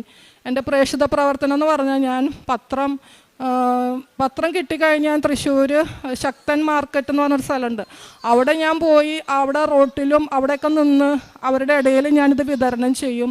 കുറേ പേര് വാങ്ങിച്ചിട്ട് സ്പീഡിൽ ഓടിപ്പോവും, ചിലർ അടുത്ത് വന്ന് നിന്ന് എന്താണെന്ന് ചോദിക്കും. അപ്പം ഞാനിത് പറയും, എനിക്ക് കിട്ടിയ അനുഭവങ്ങൾ പറയും. അത് ആണ് പ്രേക്ഷിത പ്രവർത്തനം. കാരുണ്യ പ്രവൃത്തി ഞാൻ പാവപ്പെട്ടവരെ അവർ സഹായം ചോദിച്ച് വരണവരെയും ഞാൻ അവരുടെ വിഷമങ്ങൾ കേൾക്കാൻ മനസ്സ് കൊടുക്കും. അവരെന്താണ് പറയണതെന്ന് ഞാൻ കുറച്ച് നേരം കേട്ട് അവരെ ആശ്വസിപ്പിച്ചിട്ടാണ് ഞാൻ അവർക്ക് എന്തെങ്കിലും സാമ്പത്തികമായി സഹായങ്ങൾ ചെയ്ത് കൊടുക്കാറ്. അതുപോലെ തന്നെ ഓർഫനേജ് വിസിറ്റൊക്കെ ഉണ്ട്. പിന്നെ ഞാൻ ഏറ്റവും അധികം കാരുണ്യ പ്രവൃത്തിയിൽ ഫോക്കസ് ചെയ്യണത് എനിക്ക് പലപ്പോഴും തോന്നിയിട്ടുണ്ട്, ഉടമ്പടി എടുത്തിട്ട് കുറേ പേര് ഉടമ്പടിയിൽ അത് മുന്നോട്ടേക്ക് പോകാൻ അവർക്ക് സാധിക്കാണ്ട്, ചിലപ്പോൾ അവരുടെ ചെറിയ ചെറിയ കാര്യങ്ങൾ കൊണ്ടാവും അവർ വിചാരിച്ച കാര്യം നടക്കാണ്ടൊക്കെ അവരത് ബ്രേക്ക് ചെയ്ത് 90 ദിവസം ആകുമ്പോൾ അത് നിർത്തിപ്പോണവരുണ്ട്. ഞാൻ അവരെയൊക്കെ കാണുമ്പോൾ ഞാനത് ചോദിക്കും, പുതുക്കിയില്ലേ, അതോ ഒന്നും കൂടി ചെയ്യൂ, അങ്ങനെ ചെയ്താൽ ഇങ്ങനെ നമ്മൾ ഇങ്ങനെയൊക്കെ ചെയ്താലാണ് നമുക്കത് മുന്നോട്ടേക്ക് പോകാൻ പറ്റുള്ളൂ എന്ന് പറഞ്ഞ് അവരെ മോട്ടിവേറ്റ് ചെയ്യൽ ഞാൻ എപ്പോഴും ശ്രദ്ധിക്കാറുണ്ട്. ആത്മീയ ജീവിതം ഞാൻ വിശുദ്ധ ബലിക്ക് മുടക്കല്ലാണ്ട് എല്ലാ ദിവസവും ഞാൻ പോവാറുണ്ട്. 2 ആഴ്ച കൂടുമ്പോൾ കുമ്പസാരിക്കാറുണ്ട്, കുടുംബ പ്രാർത്ഥനയുണ്ട്. ഞാനങ്ങനെ എല്ലാവരെയും ഹസ്ബൻഡും മക്കളും ഒക്കെ അപ്പോൾ ആ രീതിയിലേക്ക് തന്നെ വന്നിട്ടുണ്ട്. ബൈബിൾ വായന അരമണിക്കൂറുണ്ട്. ഡെയിലി ബ്രെഡ് എല്ലാ ദിവസവും രാവിലെ എഴുന്നേറ്റ് അത് കൂടും. ആഴ്ചവട്ടത്തിലെ ചൊവ്വാഴ്ചത്തെ അച്ഛൻ്റെ ധ്യാനം ഒന്നല്ലെങ്കിൽ ചൊവ്വാഴ്ച അല്ലെങ്കിൽ അത് കഴിഞ്ഞുള്ള ദിവസങ്ങളിൽ ഇരുന്ന് കൂടുകയും മറ്റുള്ളവർക്ക് അതൊക്കെ ഡെയിലി ബ്രെഡ് ഡെയിലി ഞാൻ ഫോർവേഡ് ചെയ്തൊക്കെ കൊടുത്തു. അങ്ങനെയൊക്കെ ചെയ്യും. പരിശുദ്ധ അമ്മയ്ക്കും ഈശോയ്ക്കും എന്നെ പ്രത്യക്ഷീകരണത്തിൻ്റെ സാക്ഷിയാക്കി മാറ്റിയതിന് ഞാൻ പ്രത്യേകം നന്ദി പറയുന്നു. എൻ്റെ പേര് സോണിയ, ഞാൻ മലപ്പുറത്തു നിന്നാണ് വരുന്നത്. ഇതെൻ്റെ ഹസ്ബൻഡ്, ഇതെൻ്റെ ചേച്ചി, ഇത് ചേച്ചിയുടെ മകൻ. എൻ്റെ വിവാഹം ഉറപ്പിക്കുന്നതിൻ്റെ കുറച്ച് ദിവസങ്ങൾക്ക് മുമ്പ് ഞാൻ വണ്ണം കുറയ്ക്കാൻ വേണ്ടി ഒരു ഹോസ്പിറ്റലിലേക്ക് പോവുകയും അവിടെ ഡയറ്റീഷ്യനെ കണ്ടിട്ട് വണ്ണം ഒരു 4 കിലോ വരെ കുറഞ്ഞു. അപ്പോൾ എൻ്റെ വയറിൻ്റെ റൈറ്റ് സൈഡിൽ ഒരു തടിപ്പ് അനുഭവപ്പെടുകയും ലെഫ്റ്റ് സൈഡിൽ സോഫ്റ്റായിട്ടും റൈറ്റ് സൈഡിൽ ഹാർഡായിട്ടുമാണ് ഉണ്ടായിരുന്നത്. അതിനുശേഷം ആസ്ട്രോയെ കാണിച്ച് സ്കാൻ ചെയ്തപ്പം ഒവേറിയൻ സിസ്റ്റ് ഉള്ളത് മനസ്സിലായി. പക്ഷേ ഒവേറിയൻ സിസ്റ്റ് 14 സെൻറ്റിമീറ്റർ ആയിരുന്നു ഉണ്ടായിരുന്നത്. അത് കുറച്ച് വലുതായിരുന്നു. അപ്പോൾ അതും ആ സിസ്റ്റ് മൾട്ടിപ്ലിക്കേഷൻ ആയിരുന്നു. അപ്പോൾ ക്യാൻസർ ആണോ അല്ലേ ഉള്ളതിലൊരു ഉറപ്പില്ലായിരുന്നു. വിവാഹം ശേഷം 2022 ഒക്ടോബർ 5-ാം തീയതി ആയിരുന്നു. അപ്പോൾ ആ വീട്ടിലേക്ക് വിളിച്ച് പറഞ്ഞത് കൊണ്ട് പിന്നെ ആ വിവാഹം നടക്കാതെ പോയി. അതിൻ്റെ വിഷമത്തിൽ ഞാൻ കുറേ കാലം ഇരുന്നു. ഈ സിസ്റ്റ് ക്യാൻസർ ആണുള്ളത് അറിഞ്ഞത് കൊണ്ടും പിന്നെ ഈ വിവാഹം നടക്കാത്തതിൻ്റെയും ബുദ്ധിമുട്ടിൽ ഞാൻ വളരെയധികം വിഷമിച്ചിട്ടിരുന്നിട്ടുണ്ടായിരുന്നു. പിന്നെ 2023 ഞാൻ ഒരു ചികിത്സയ്ക്കും പോയിട്ടുണ്ടായിരുന്നിട്ടില്ല. ഒരു ഒക്ടോബർ 19-ാം തീയതി ഇവിടെ വന്ന് ഉടമ്പടി എടുത്തു കഴിഞ്ഞതിന് ശേഷം ഇത് ക്യാൻസർ അല്ലാതിരിക്കണേന്ന് എപ്പോഴും പ്രാർത്ഥിക്കാറുണ്ടായിരുന്നു. പക്ഷേ എനിക്ക് ആ ഉടമ്പടി തീരെ വയ്യാത്തത് കൊണ്ട് ഉടമ്പടി പൂർത്തിയാക്കാൻ എനിക്ക് പറ്റിയിട്ടുണ്ടായിരുന്നിട്ടില്ല. ഇന്ന് എൻ്റെ ചേച്ചിയാണ് ഉടമ്പടി എടുത്തത്. 2023 സെപ്റ്റംബർ മാസത്തിലാണ് ആ ഒവേറിയൻ സിസ്റ്റ് റിമൂവ് ചെയ്തത്. അപ്പോൾ 14 സെൻറ്റിമീറ്ററിൽ നിന്ന് അത് 40 സെൻറ്റിമീറ്റർ ആയിട്ട് വലുതായിട്ടുണ്ടായിരുന്നു. അതായത് MRI സ്കാനിങ്ങിൻ്റെ ആ സ്കാനിങ്ങിൻ്റെ ഉള്ളിലേക്ക് കയറ്റാൻ പോലും കഴിയാത്ത വിധത്തിൽ അത്രയും വലുതായിട്ടായിരുന്നു സിസ്റ്റ് ഉണ്ടായിട്ടുണ്ടായിരുന്നത്.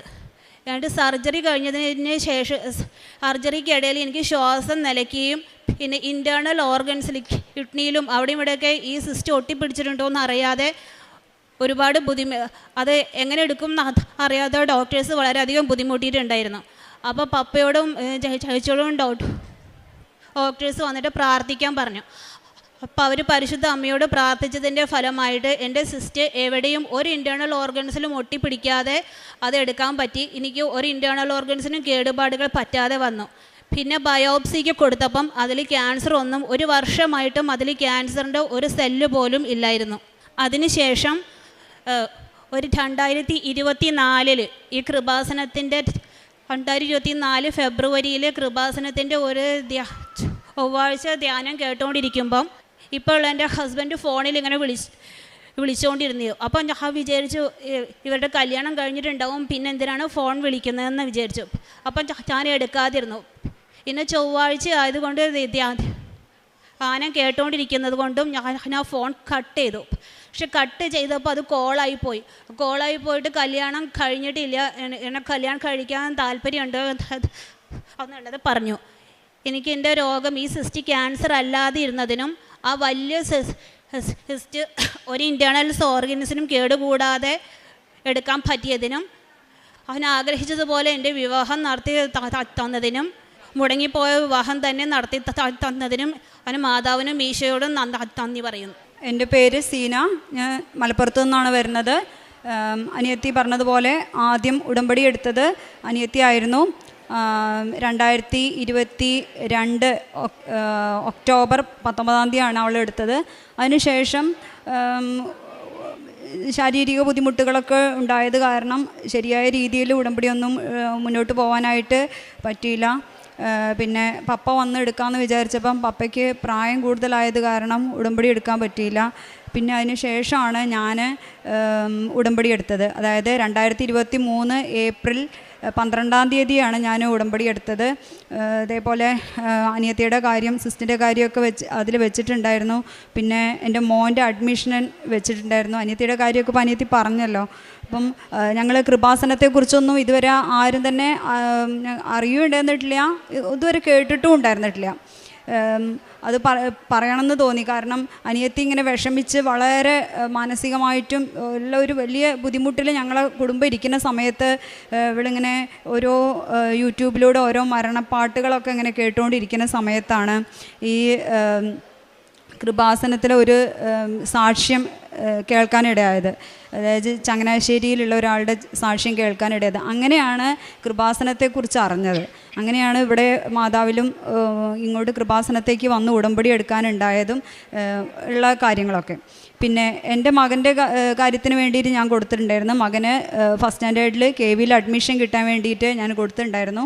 അത് ഇതേപോലെ ഇവിടുന്ന് ഏപ്രിൽ ഉടമ്പടി എടുത്ത് പോയി പത്രമൊക്കെ വാങ്ങിച്ച് കൊണ്ടുപോയി. അങ്ങനെ പത്രമൊക്കെ കൊടുക്കാൻ ചെറിയൊരു മടിയൊക്കെ ഉണ്ടായിരുന്നു ആദ്യം.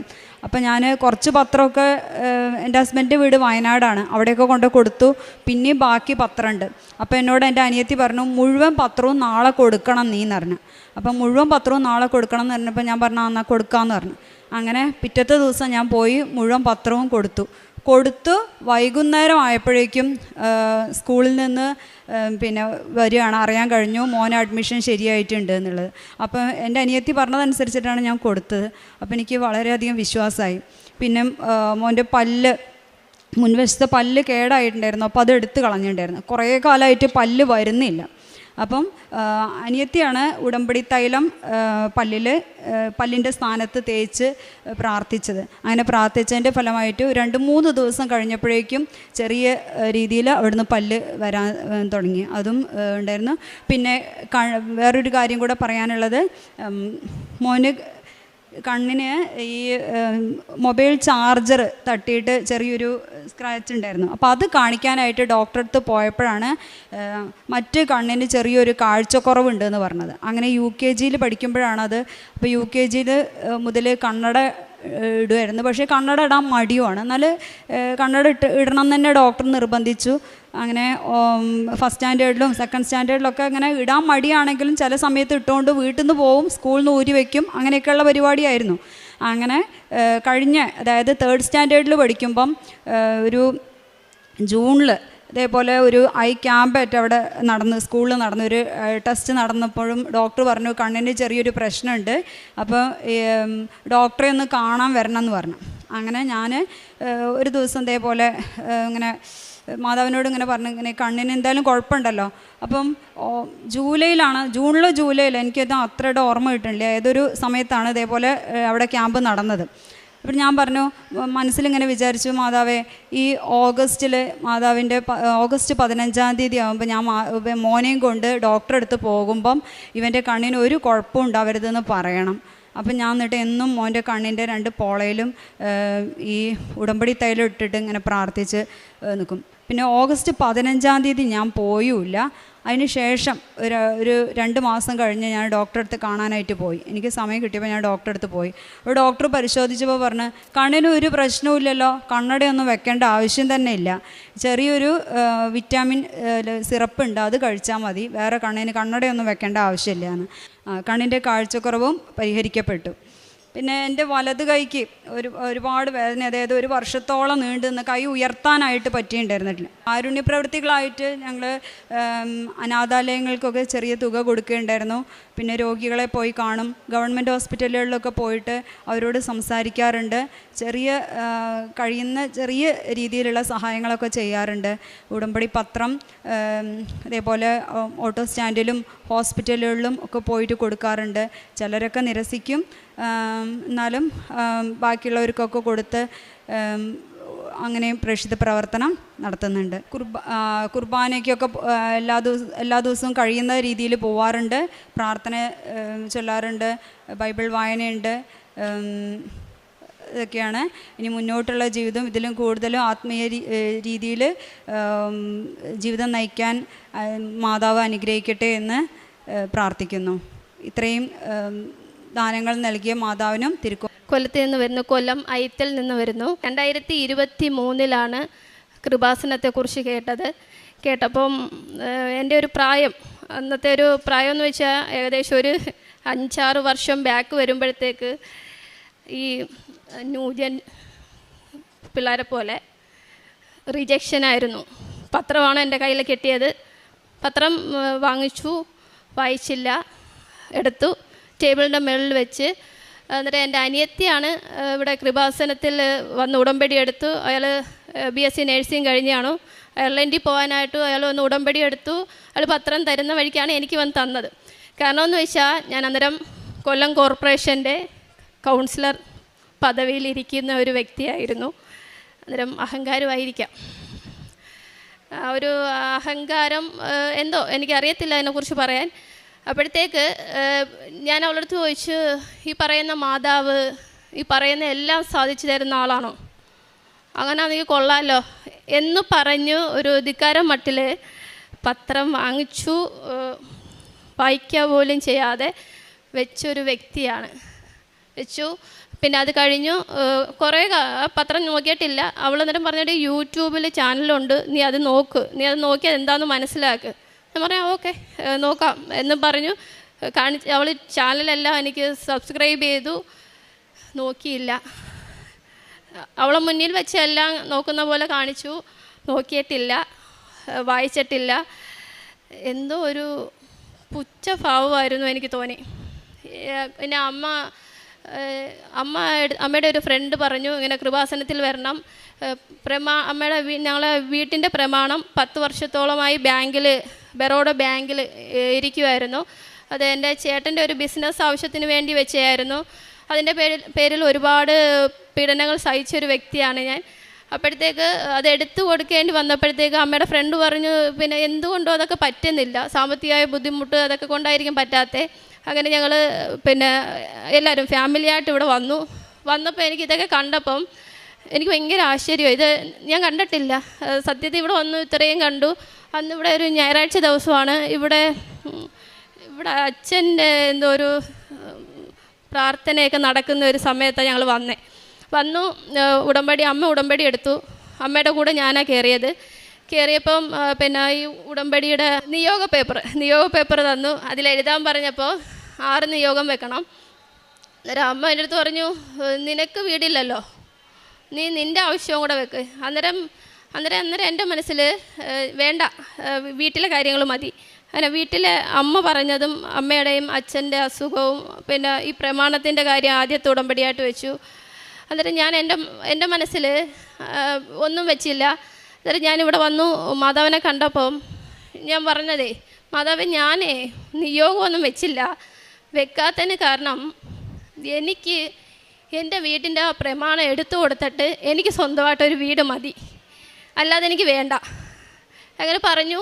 പോയി 2 മാസം കഴിഞ്ഞപ്പോഴത്തേക്ക് എൻ്റെ വീടിൻ്റെ പ്രമാണം എടുത്തു. ഉടമ്പടി എടുത്ത് 2 മാസം കഴിഞ്ഞപ്പം 13 ലക്ഷം രൂപ അടച്ചു ആ പ്രമാണം എടുത്ത് കഴിഞ്ഞ് അത്ഭുതമെന്ന് പറയാം. എടുത്തു കഴിഞ്ഞു. അത് കഴിഞ്ഞു അമ്മയുടെ നിയോഗം പൂർത്തിയായി. അന്നേരമല്ല എനിക്കിത് അത്ഭുതമാണ്.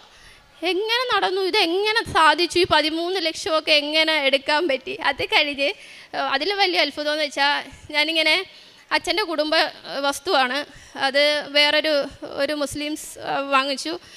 അങ്ങനെ ഞാൻ അവിടെ ചെന്നപ്പം എൻ്റെ അടുത്ത് ഒരാൾ എൻ്റെ ബന്ധു എന്നെ പറഞ്ഞു ഇങ്ങനെ അത് കൊടുക്കാട്ടിരിക്കുക. ഞാൻ പറഞ്ഞു എൻ്റെ കയ്യിൽ പൈസയൊന്നുമില്ല, ഉള്ള സ്വർണ്ണവും എല്ലാം വിറ്റാപ്പാ ഇപ്പം പ്രമാണം ഒഴിഞ്ഞത്, നടക്കത്തില്ല, എനിക്ക് വേണ്ട എന്നും പറഞ്ഞ് ഞാൻ പോയി.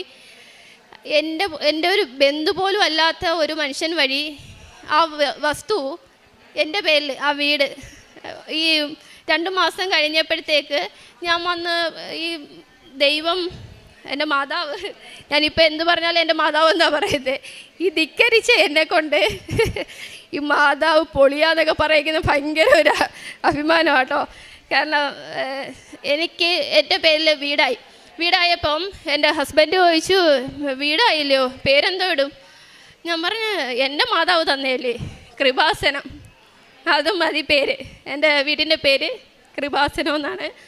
പിന്നെ അന്നേരം എല്ലാം ഞാൻ ഈ കോർപ്പറേഷൻ്റെ കൗൺസിലറാണ്.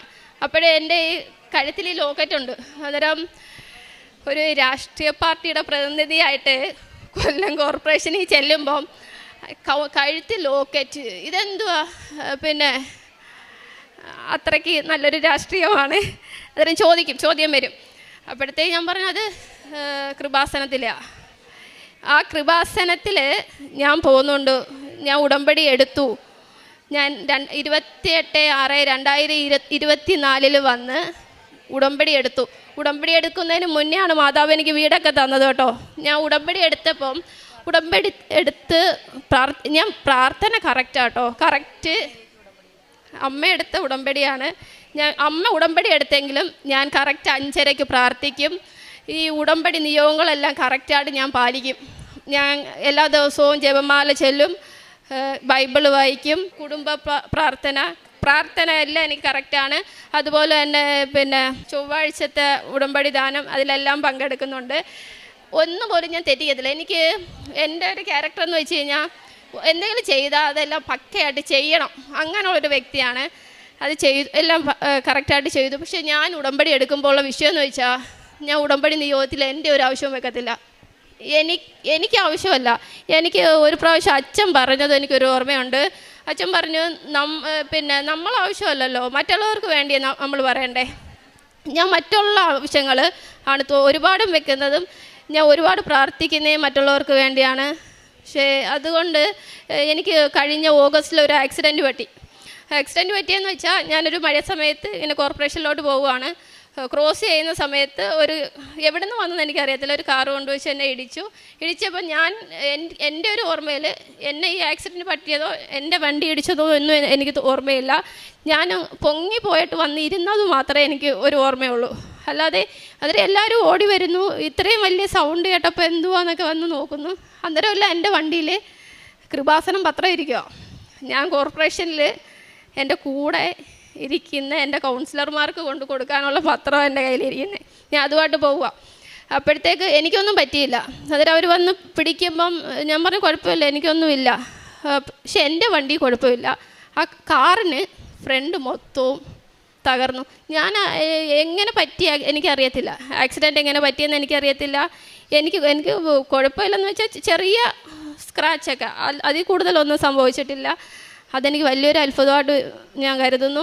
പിന്നെ ഞാൻ എവിടെ പോയാലും എൻ്റെ ലോക്കറ്റ് എൻ്റെ കൈ കാണും. ഞാനിപ്പം ഇപ്പോഴത്തെ അതിൽ വലിയൊരു കാര്യം എന്ന് വെച്ചാൽ ഞാൻ ഉടമ്പടിയിൽ വെച്ച 2 നിയോഗങ്ങളുണ്ട്. ഒന്ന് എൻ്റെ അച്ഛൻ്റെ ഒരു സർജറിയായിട്ട് ബന്ധപ്പെട്ട് ഞാൻ നിയോഗം വെച്ചായിരുന്നു.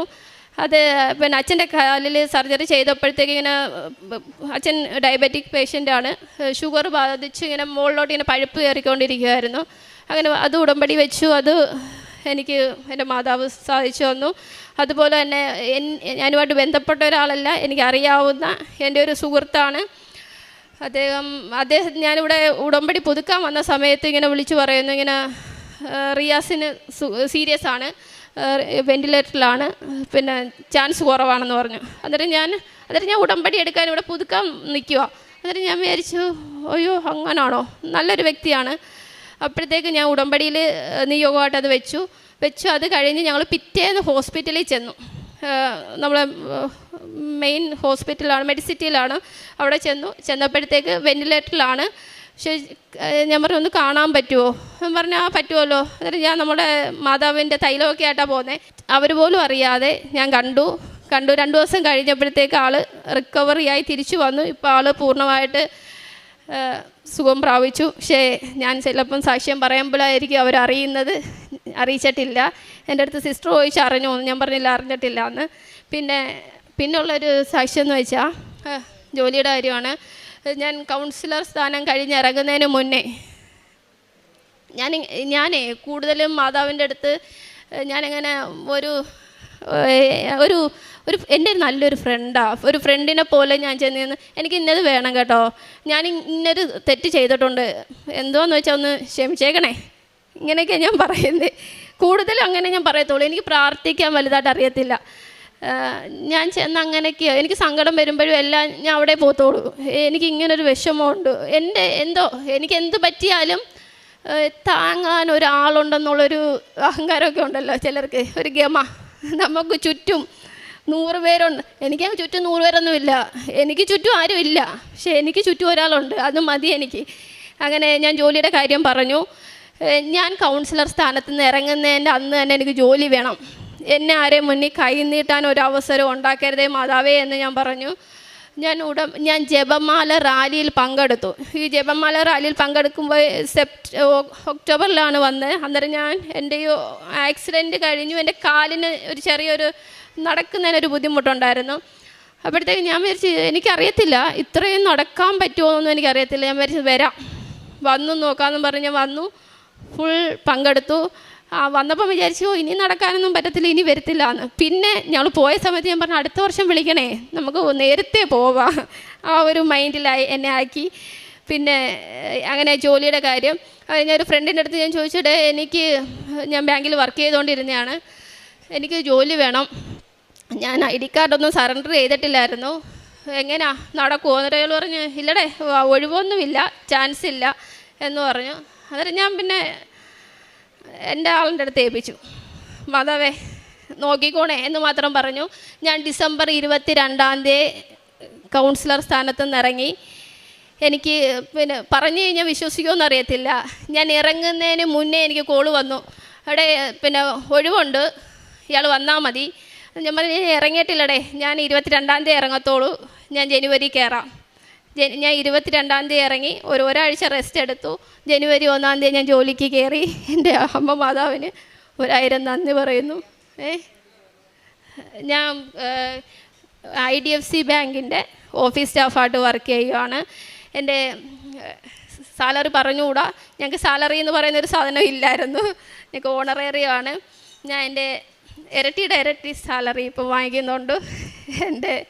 എൻ്റെ മാതാവിന് അതിന് 1000 നന്ദി പറയുകയാണ്. പ്രേക്ഷിത പ്രവർത്തനമായിട്ട് ഞാൻ ചെയ്യുന്നതെന്ന് വെച്ചാൽ ഇവിടെ വരുമ്പോൾ ഉടമ്പടി പുതുക്കിയിട്ട് പത്രം വാങ്ങിച്ചു.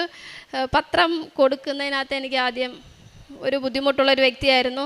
എങ്ങനെ കൊടുക്കും, എല്ലായിടത്തും ചെന്ന് എങ്ങനെ കൊടുക്കാൻ പറ്റും എന്നൊക്കെയുള്ളൊരു ചിന്തയായിരുന്നു. അപ്പോഴത്തേക്ക് പിന്നെ ഇവിടെ വന്നിട്ട് ഞാൻ ആദ്യം പത്രം കൊടുക്കാൻ ഇറങ്ങുമ്പം എനിക്കറിയത്തില്ല ഇതെങ്ങനെ കൊടുക്കുമ്പോൾ അവർ റിജക്ഷൻ ചെയ്യത്തില്ലേ. അന്നേരം ഒരു ദിവസം അച്ഛൻ്റെ ഉടമ്പടി ധ്യാനത്തിൽ കേട്ടു, എവിടുത്തെ ഒരു പഞ്ചായത്ത് മെമ്പർ ഇങ്ങനെ ഡിസ്ട്രിക്ട് ഹോസ്പിറ്റലിൽ പോയി ഇങ്ങനെ പത്രം കൊടുക്കുന്നു. അന്നേരം കുഴപ്പമില്ലല്ലോ, കൊടുക്കാമല്ലോ. അന്നേരം ഞാൻ പൂർണ്ണ മനസ്സോടു കൂടി പത്രം കൊണ്ട് കൊടുത്തു. ഇഷ്ടംപോലെ റിജക്ഷൻ സ്വീകരിച്ച വ്യക്തിയാണ്. റിജക്ഷൻ വാങ്ങിക്കുമ്പോഴൊന്നും തിരിച്ച് മറുപടി കൊടുത്തിട്ടില്ല. പൂർണ്ണ മനസ്സോടുകൂടി ചിരിയോടുകൂടി തിരിച്ച് വാങ്ങിച്ച് കറക്റ്റായിട്ട് ഓരോടത്തും കൊടുത്തു. അതുപോലെ തന്നെ എൻ്റെ കൂടെ വർക്ക് ചെയ്ത എൻ്റെ കൗൺസിലർമാരായി പ്രവർത്തിച്ച മിക്കവരെയും ഞാൻ നമ്മുടെ കൃപാസനത്തെക്കുറിച്ച് പറഞ്ഞു. ഉടമ്പടിയുടെ ഓരോ മൈന്യൂട്ട് കാര്യങ്ങൾ വരെ അവരുടെ അടുത്ത് പറഞ്ഞു കൊടുത്തു. അവർ മിക്കവരും ഉടമ്പടി എടുത്തിട്ടുണ്ട്. വളരെ സന്തോഷമാണ്. ഞാൻ പത്രം കൊടുക്കുന്നതിനോടൊപ്പം ഇവിടുന്ന് നമ്മളെ മാതാവിൻ്റെ ലോക്കറ്റ് വാങ്ങി അതോടൊപ്പം കൊടുക്കുവാണ്. എല്ലാവർക്കും കൊടുക്കാറുണ്ട്. പിന്നെ ഞാൻ ഹോസ്പിറ്റലിൽ ഫുഡ് കൊടുക്കാറുണ്ട്. അതുപോലെ തന്നെ എൻ്റെ കയ്യിൽ പൈസ ഇല്ലെങ്കിൽ പോലും എൻ്റെ അമ്മ എപ്പോഴും എന്നെ വഴക്ക് പറയാറുണ്ട്, നിൻ്റെ കയ്യിൽ ഇല്ലെങ്കിലും നീ എന്തിനാ ഇങ്ങനെ അവിടുന്ന് ഇവിടുന്നൊക്കെ വാങ്ങിച്ചിങ്ങനെ ഓരോന്ന് ചെയ്യുന്നത്. എനിക്കതങ്ങ് ശീലമായിപ്പോയി. എൻ്റെ കയ്യിലില്ലേ പോലും ഞാൻ എവിടുന്നെങ്കിലും വാങ്ങിച്ച് എൻ്റെ അടുത്ത് വരുന്നവരെ ഞാൻ വെറുതെ വിടാറില്ല. എനിക്ക് ഏറ്റവും കൂടുതൽ ഈ അമ്മമാരെ ഭയങ്കര ഇഷ്ടമാണ്. അമ്മമാരും അച്ഛന്മാരും എൻ്റെ മുന്നിൽ വരുമ്പോൾ എനിക്ക് മാനസികമായിട്ട് ഭയങ്കര ബുദ്ധിമുട്ടാണ്. അവരെ വെറും കൈയോടെ വിട്ട് കഴിഞ്ഞാൽ എനിക്ക് ഭയങ്കര ബുദ്ധിമുട്ടാണ്. ഫുഡായാലും ഞാൻ കഴിച്ചുകൊണ്ടിരിക്കുമ്പോൾ അവർ വന്നാൽ പോലും അവരെ അങ്ങനെ കൊടുക്കാതൊന്നും വിടാൻ എനിക്ക് പറ്റത്തില്ല. അങ്ങനെ പൂർണ്ണമായിട്ട് ഞാൻ ഉടമ്പടിയിൽ തന്നെ പോവുകയാണ്. എനിക്ക് വലിയൊരു ആഗ്രഹമെന്ന് വെച്ച് കഴിഞ്ഞാൽ ജീവിതാവസാനം വരെ ഈ ഉടമ്പടിയിൽ തന്നെ മുന്നോട്ട് പോകണമെന്നായിരുന്നു ആഗ്രഹം. അതെൻ്റെ മാതാവ് സാധിച്ചു തന്ന അത് മാത്രം മതി എനിക്ക്. അല്ലാതെ ഞാൻ ഒന്നും ആവശ്യപ്പെടാറില്ല. ഇപ്പോൾ എല്ലാം ഞാൻ പറയാതെ തന്നെ എനിക്ക് സാധിച്ചു തരുന്ന ആളടുത്ത് ഇനി ഞാൻ എന്തോ പറയണ്ടേ? ഞാൻ ഒന്നും ആവശ്യപ്പെടാതെ തന്നെ എനിക്കെല്ലാം തരുമല്ലയോ, പിന്നെ എന്തിനാ പറയുന്നത്? ആദ്യമായിട്ട് ഞാൻ എൻ്റെ മാതാവിനെ ഒരു നിമിഷമെങ്കിലും ഒന്ന് തള്ളി പറഞ്ഞതിന് ഈ അൾത്താരയിൽ നിന്ന് എൻ്റെ മാതാവിനോടും തിരുകുമാരനോടും ക്ഷമ ചോദിക്കുവാണ്. അതോടൊപ്പം തന്നെ ഈ പ്രത്യക്ഷീകരണത്തിൻ്റെ സാക്ഷിയായി എന്നെ അനുഗ്രഹിച്ച അമ്മ മാതാവിനും തിരുകുമാരനും കോടാനുകോടി നന്ദി പറയുന്നു.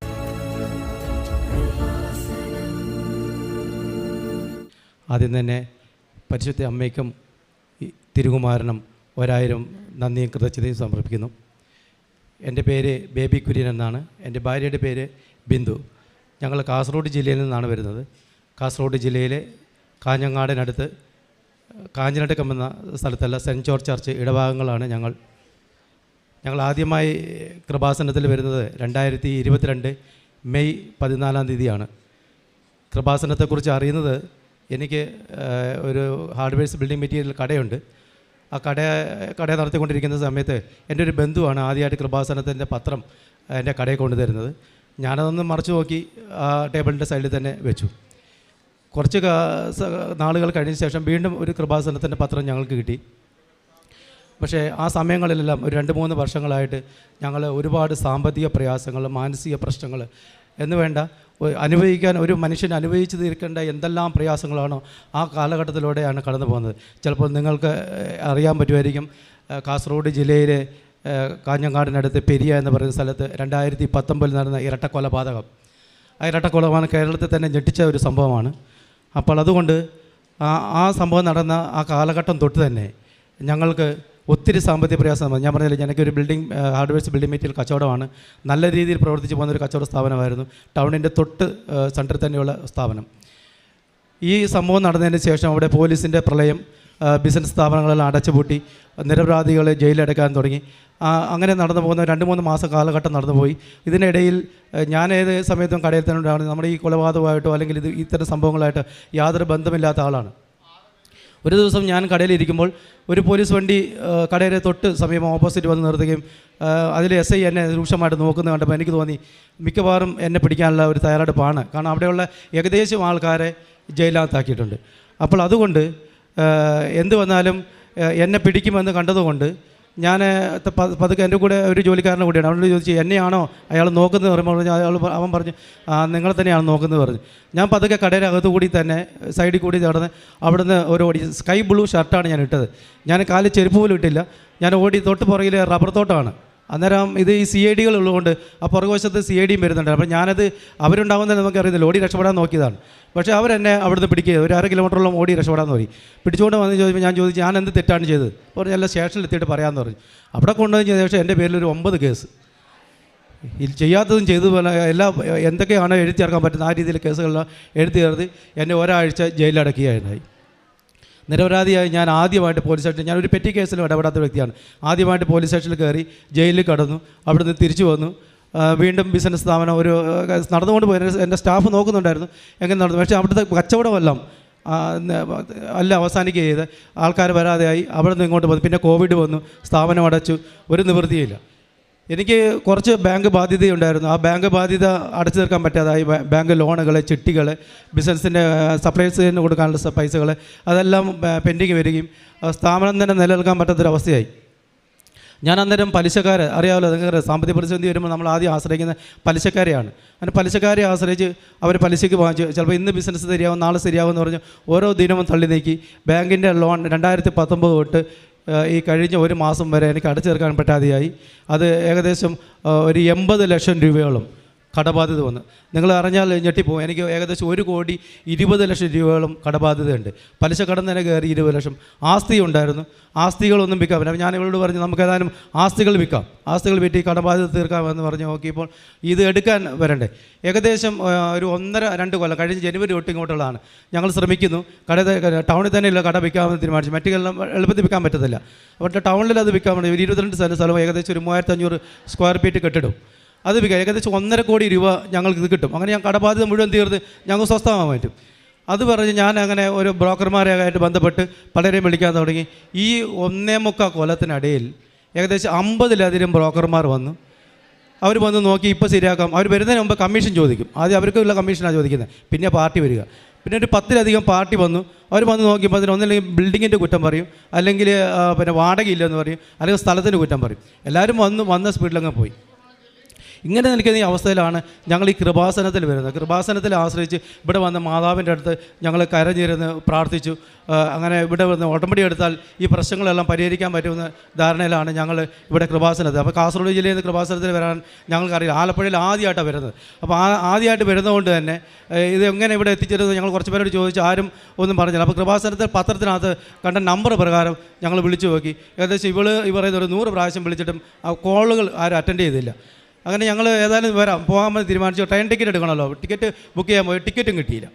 അപ്പം തീക്ഷ്ണമായ ആഗ്രഹം എന്ത് വന്നാൽ കൃപാസനത്തിൽ വന്ന് പ്രാർത്ഥിച്ചു കഴിഞ്ഞാൽ എങ്ങനെയെങ്കിലും ഈ സ്ഥലവിൽപ്പനെങ്കിൽ നടന്നു കഴിഞ്ഞാൽ രക്ഷപ്പെടാമല്ലോ. അതിൻ്റെ അടിസ്ഥാനത്തിൽ ഞങ്ങൾ ജനറൽ കമ്പാർട്ട്മെൻറ്റ് കയറി ഇവിടെ ആലപ്പുഴയിൽ ഇറങ്ങി പരിശുദ്ധ അമ്മ അവിടുന്ന് ഞങ്ങൾ ഓട്ടോറിക്ഷയിൽ ഇവിടെ ഈ കൃപാസനത്തിൻ്റെ പുണ്യഭൂമിയിൽ ഞങ്ങൾ എത്തിച്ചു. ഞങ്ങൾ അത്ഭുതപ്പെട്ടു പോവുകയാണ്. ഒരു സഹായത്തിൽ ആരുമില്ലായിരുന്നു. ഇവിടെ വന്ന് ഇറങ്ങി വെളുപ്പിനെ വന്ന് ഇറങ്ങി വാച്ച്മാനെ കണ്ടു, അകത്ത് കയറി. അന്ന് നമ്മുടെ മെയിൻ്റനൻസ് നടക്കുകയാണ്. അവിടെ ഇരുന്ന് ഞങ്ങൾ പ്രാർത്ഥിച്ചു. കുറച്ച് കഴിഞ്ഞാണ് ഈ പള്ളിയുടെ അമ്മ മാതാവിനെ കാണാൻ പറ്റിയത്. അങ്ങനെ ഇതിനകത്ത് കയറി എൻ്റെ ഭാര്യ ഇവിടെ ഇരുന്ന് കരഞ്ഞ് പ്രാർത്ഥിക്കുന്നു. ഞാൻ കുറച്ച് മാറി നിന്നു. ഒരാണല്ലേ എന്ന് കരുതി ഞാൻ കുറച്ചൊക്കെ മാറി നിന്നു. എല്ലാ കാര്യത്തിലും കുറച്ച് പുറകെ നിൽക്കുന്നത്. അങ്ങനെ പ്രാർത്ഥിച്ചു. കുറച്ച് കഴിഞ്ഞ് കുർബാന കഴിഞ്ഞു. അച്ഛൻ്റെ ടോക്കുകൾ വരാൻ തുടങ്ങി. സത്യം പറഞ്ഞാൽ ഈ മനുഷ്യന് നമ്മൾക്കെല്ലാവർക്കും ചില ദൗർബല്യങ്ങൾ ഉണ്ടാവുമല്ലോ. എനിക്ക് 52 വയസ്സ് പ്രായമുണ്ട്. എൻ്റെ ചെറുപ്പം തൊട്ട് അച്ഛൻ്റെ ഒരു ടോക്കിൽ പെട്ടെന്ന് എൻ്റെ പരിശുദ്ധ അമ്മയിലേക്ക് എൻ്റെ ശ്രദ്ധ പോയി.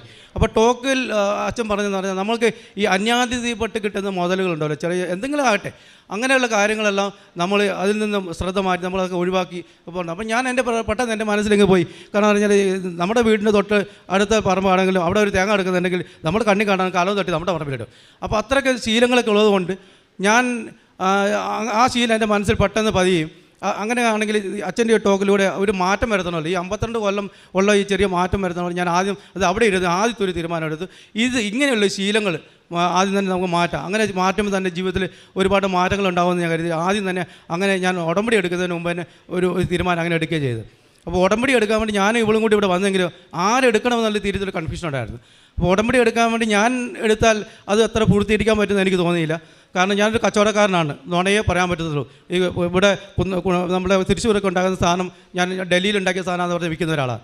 അപ്പോൾ അതുകൊണ്ട് ഒരു കച്ചവടക്കാരനെ നീതി പുലർത്താൻ കഴിയാത്തത് കൊണ്ട് ഞാൻ ഭാര്യയോട് പറഞ്ഞു, നീ ഉടമ്പടി എടുക്ക്. അപ്പോൾ അവൾക്ക് മാതാവിനോട് നല്ല വിശ്വാസവും ഈ ഉടമ്പടി പൂർത്തീകരിച്ച് കൊണ്ടുപോകാൻ പറ്റും, പ്രാർത്ഥനയും കാര്യങ്ങൾ ചെയ്യാൻ പറ്റും. ഞാൻ കടയിലായതുകൊണ്ട് എനിക്ക് അച്ഛൻ്റെ ടോക്കുകൾ ധ്യാനത്തിൽ നടക്കുന്ന മൊബൈലിൽ വരുന്ന യൂട്യൂബിലെല്ലാം കാണാൻ പറ്റത്തില്ല. അപ്പോൾ ഇവളോട് ഞാൻ പറഞ്ഞു, നീ ഉടമ്പടി എടുക്ക്. ഞാൻ സൂത്രത്തിൽ സത്യം പറഞ്ഞാൽ ഒഴിഞ്ഞു മാറിയതാണ്. കാരണം ഉടമ്പടിയിലെ നിബന്ധനകളും കാര്യങ്ങളൊക്കെ അച്ഛനോട് നിന്ന് പറഞ്ഞപ്പോഴേ എനിക്ക് മനസ്സിലായി ഇത് എന്നെക്കൊണ്ട് സാധിക്കത്തില്ല. സാധിക്കാത്ത കാര്യം ദൈവത്തിന് മുമ്പിൽ വെറുതെ ഏറ്റെടുത്ത് ഇപ്പോൾ ഉള്ള കടബാധ്യതയുടെ മുകളിൽ ഇനിയും വലിയ ബാധ്യത ഏറ്റെടുക്കണ്ടെന്ന് പറഞ്ഞ് ഞാൻ സ്വയം തന്ത്രത്തിൽ ഒഴിവായിട്ട് ഇവളോട് പറഞ്ഞു, നീ ഉടമ്പടി എടുക്കാൻ പറയും. അങ്ങനെ ഇവൾ ഉടമ്പടി എടുത്ത് ഞാനിവിടെ ടോക്കുകളും ബാക്കി കാര്യങ്ങളും കേട്ടുകൊണ്ട് തന്നെ ഇരുന്നു. ഉടമ്പടി വന്നു. അപ്പം സത്യത്തിൽ പറഞ്ഞാൽ ഞങ്ങൾ ആദ്യമായിട്ട് വരുന്നതുകൊണ്ട് ഇവിടുത്തെ കാര്യങ്ങളൊന്നും അറിയാത്തത് കൊണ്ട് തന്നെ ഞാൻ കുറച്ച് നേരം അവിടെ മാറിയിരുന്നപ്പോൾ തന്നെ ഈ ഉടമ്പടി എടുത്തവർ പരിശുദ്ധ അമ്മേനെയും കൊണ്ട് വരുന്നുണ്ടല്ലോ. അപ്പം എനിക്കിത് അറിയില്ലായിരുന്നു. അപ്പം മണി അടിക്കുന്നു പെട്ടെന്ന് പെട്ടെന്ന് എന്തോ ഒരു വിളിവിളി കിട്ടിയ പോലെ ഞാൻ ചാടി എഴുന്നേറ്റ് ആ രൂപം കൊണ്ട് വരുമ്പോൾ അതിന് പെട്ടെന്ന് പോയി അമ്മയെ തൊട്ട് വണങ്ങി. അപ്പോൾ ഞാൻ വിചാരിച്ചു ഏതോ പള്ളിയിൽ നിന്ന് പ്രദക്ഷിണമായിട്ട് വരുന്നതായിരിക്കും, ഇത് ഉടമ്പടി എനിക്കറിയത്തില്ല. അപ്പോൾ അങ്ങനെ ആയിരിക്കും കരുതി 3 പ്രാവശ്യം ഞാൻ അവിടെ നിന്ന് ഇവിടം വരെ വരും, ഇതിനകത്തോട് കയറാൻ പറ്റിയല്ല. അങ്ങനെ തിരിച്ചു പോകും. പിന്നെ ഇവിടെ തിരിച്ചു വന്ന് ഉടമ്പടി എടുക്കാൻ വേണ്ടി അവിടെയായിരുന്നു അന്നേരം ഉണ്ടായിരുന്നത്, നമ്മുടെ ആദ്യത്തെ ഭാഗത്ത്. അവിടെ നിന്നാണ് എനിക്ക് മനസ്സിലായത് ഇത് ഉടമ്പടി എടുത്ത് വരുന്നവരാണ് ഈ കൂടെ വന്ന് ഇവിടെ പത്രിക ഇടാൻ വേണ്ടി അമ്മ മാതാവിൻ്റെ അടുത്ത് വരുന്നതാണ് ഞാൻ അറിയുന്നത് തന്നെ. ഞങ്ങൾ ഉടമ്പടി എടുത്ത് ഇവിടുന്ന് സന്തോഷത്തോടെ തിരിച്ചു പോയി.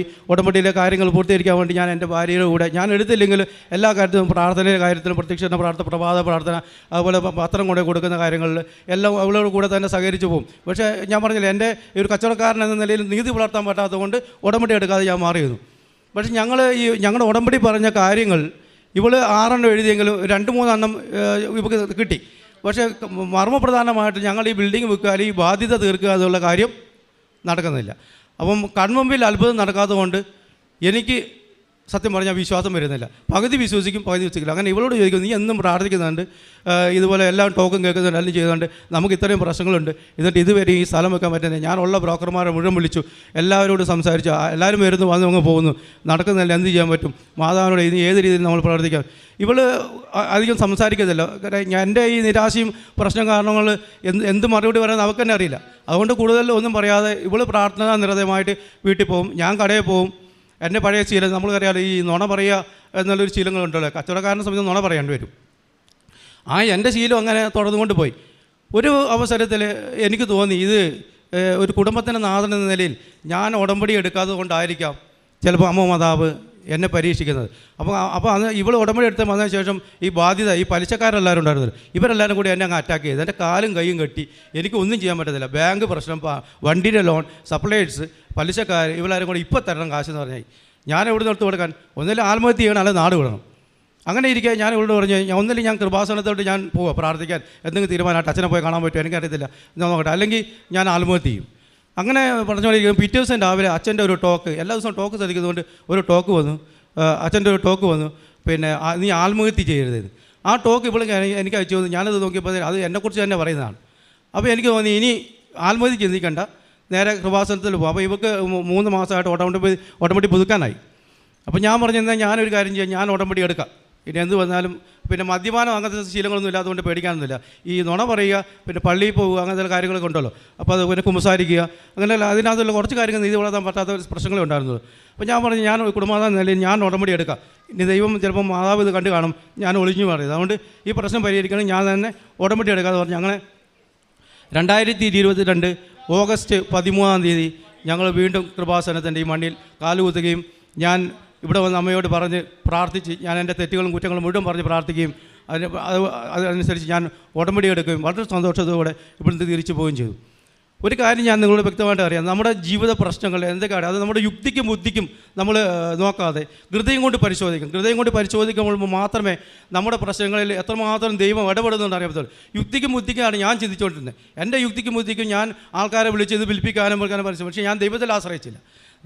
നിങ്ങളോട് ഞാൻ പറയാൻ, ദൈവത്തിൽ ആശ്രയിക്കുക, ദൈവത്തിൽ സമയം. അച്ഛന് പറയുന്ന ഒരു ടോക്ക് ഞാൻ ശ്രദ്ധിച്ചിരുന്നു, സർവ്വവും തോറ്റു കഴിയുമ്പോൾ, നമ്മൾ പരാജയപ്പെട്ടെന്ന് കാണുമ്പോൾ മാതാവിനെ വിളിച്ച് അപേക്ഷിക്കുക, ഈശോയിൽ അഭയം പ്രാപിക്കുക. ഞാൻ 2 കൈകൾ ഉയർത്തി ക്രൂശിത രൂപത്തിൽ മുമ്പിൽ കൈകൾ പൊക്കി ഞാൻ പറഞ്ഞു, ഞാൻ തോറ്റു. ഇനി ഞാൻ ഇനി ഈ സ്ഥലം വിൽപ്പനയ്ക്ക് വേണ്ടി ബ്രോക്കർമാരെ വിളിക്കുന്ന പരിപാടിയില്ല. അമ്മ മാതാവ് ഇത് നടത്തി തരുക, അല്ലെങ്കിൽ ഈ പ്രശ്നം എങ്ങനെ വേണമെങ്കിലും നിങ്ങൾ പരിഹരിക്കട്ടെ. അമ്മ മാതാവിൻ്റെ സമർപ്പിച്ചുകൊണ്ട് ഞാൻ ഈ പ്രശ്നം എൻ്റെ ഉടമ്പടിയിൽ ഞാൻ എഴുതിയിട്ടു, അമ്മ മാതാവിനെ ഏൽപ്പിച്ചു.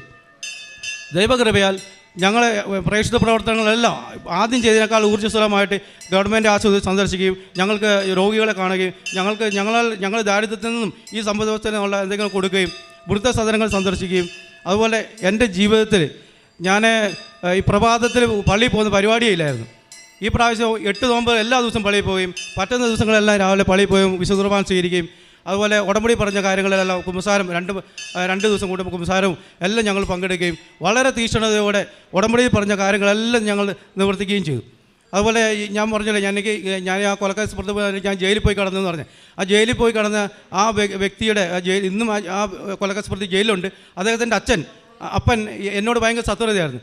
ഞങ്ങൾ ഈ പത്രം കൊണ്ട് ഞങ്ങൾക്ക് വീടുകൾ പോകുമ്പോൾ തന്നെ ഈ പുള്ളിയെ വഴിക്ക് വെച്ച് കണ്ടപ്പോൾ ഇവളെന്നോട് പറഞ്ഞു, നമുക്ക് ആ പത്രം ആ പുള്ളിക്ക് കൊടുക്കാമെന്ന് പറഞ്ഞു. എനിക്കൊരു പേടിയായി. ഞാൻ പറഞ്ഞു, വേണ്ട, കൊടുക്കണ്ട, നിൽക്ക്. പിന്നെ പതുക്കെ ഞാൻ സ്കൂട്ടിയിലാണ് പോയത്. ആ സ്കൂട്ടി പതുക്കെ പോയി ഈ മനുഷ്യൻ്റെ മുമ്പിൽ പോയി നിന്നു. അദ്ദേഹം എൻ്റെ മുഖത്തോട് രൂക്ഷമായിട്ട് നോക്കി. ഉടനെ ഇവള് വന്ന് ഉടനെ പത്രം എടുത്തു കൊടുത്തു. പത്രം കൊടുത്ത് കൃപാസനത്തെ പത്രം കൊടുത്തു. ഇത് കൃപാസനത്തെ പത്രമാണ്, ഞങ്ങൾ ആലപ്പുഴയിൽ പോയി പ്രാർത്ഥന നടത്തിയിട്ട് വരുന്നു, അപ്പോൾ നിങ്ങൾ ഇതുപോലെ പള്ളിയിൽ പോകണം, പ്രാർത്ഥന കച്ചവടം. ആ മനുഷ്യൻ ഇതെല്ലാം ശ്രദ്ധിച്ച് കേട്ടു. ഒരു അക്ഷരം പറഞ്ഞു. ഞാൻ വിചാരിച്ച എന്നെ തെറി വിളിക്കുന്ന കാര്യം ഒന്നും പറഞ്ഞില്ല. അത് പറഞ്ഞു, നല്ല ദൈവം നിങ്ങളെ അനുഗ്രഹിക്കട്ടെ എന്ന് പറഞ്ഞ് അവിടെ നിന്ന് പോരുകയായത്. അങ്ങനെ അത്രമാത്രം പ്രേക്ഷിത പ്രവർത്തനങ്ങൾ ഞങ്ങൾ ചെയ്തു. എന്നിട്ടും ഈ വിൽപ്പന നടക്കുന്നില്ല. ഈ വിൽപ്പന നടന്നെങ്കിൽ എൻ്റെ കടബാധ്യത തീരത്തില്ല, എന്ത് ചെയ്യും? അങ്ങനെ എനിക്ക് ഒരു ദിവസം ഒരു ടോക്ക്, അച്ഛൻ്റെ ടോക്ക് കേട്ടു. അപ്പോൾ ആ ടോക്കിനകത്ത് ഒരു സാക്ഷ്യം പറയുന്നത് കേട്ടു.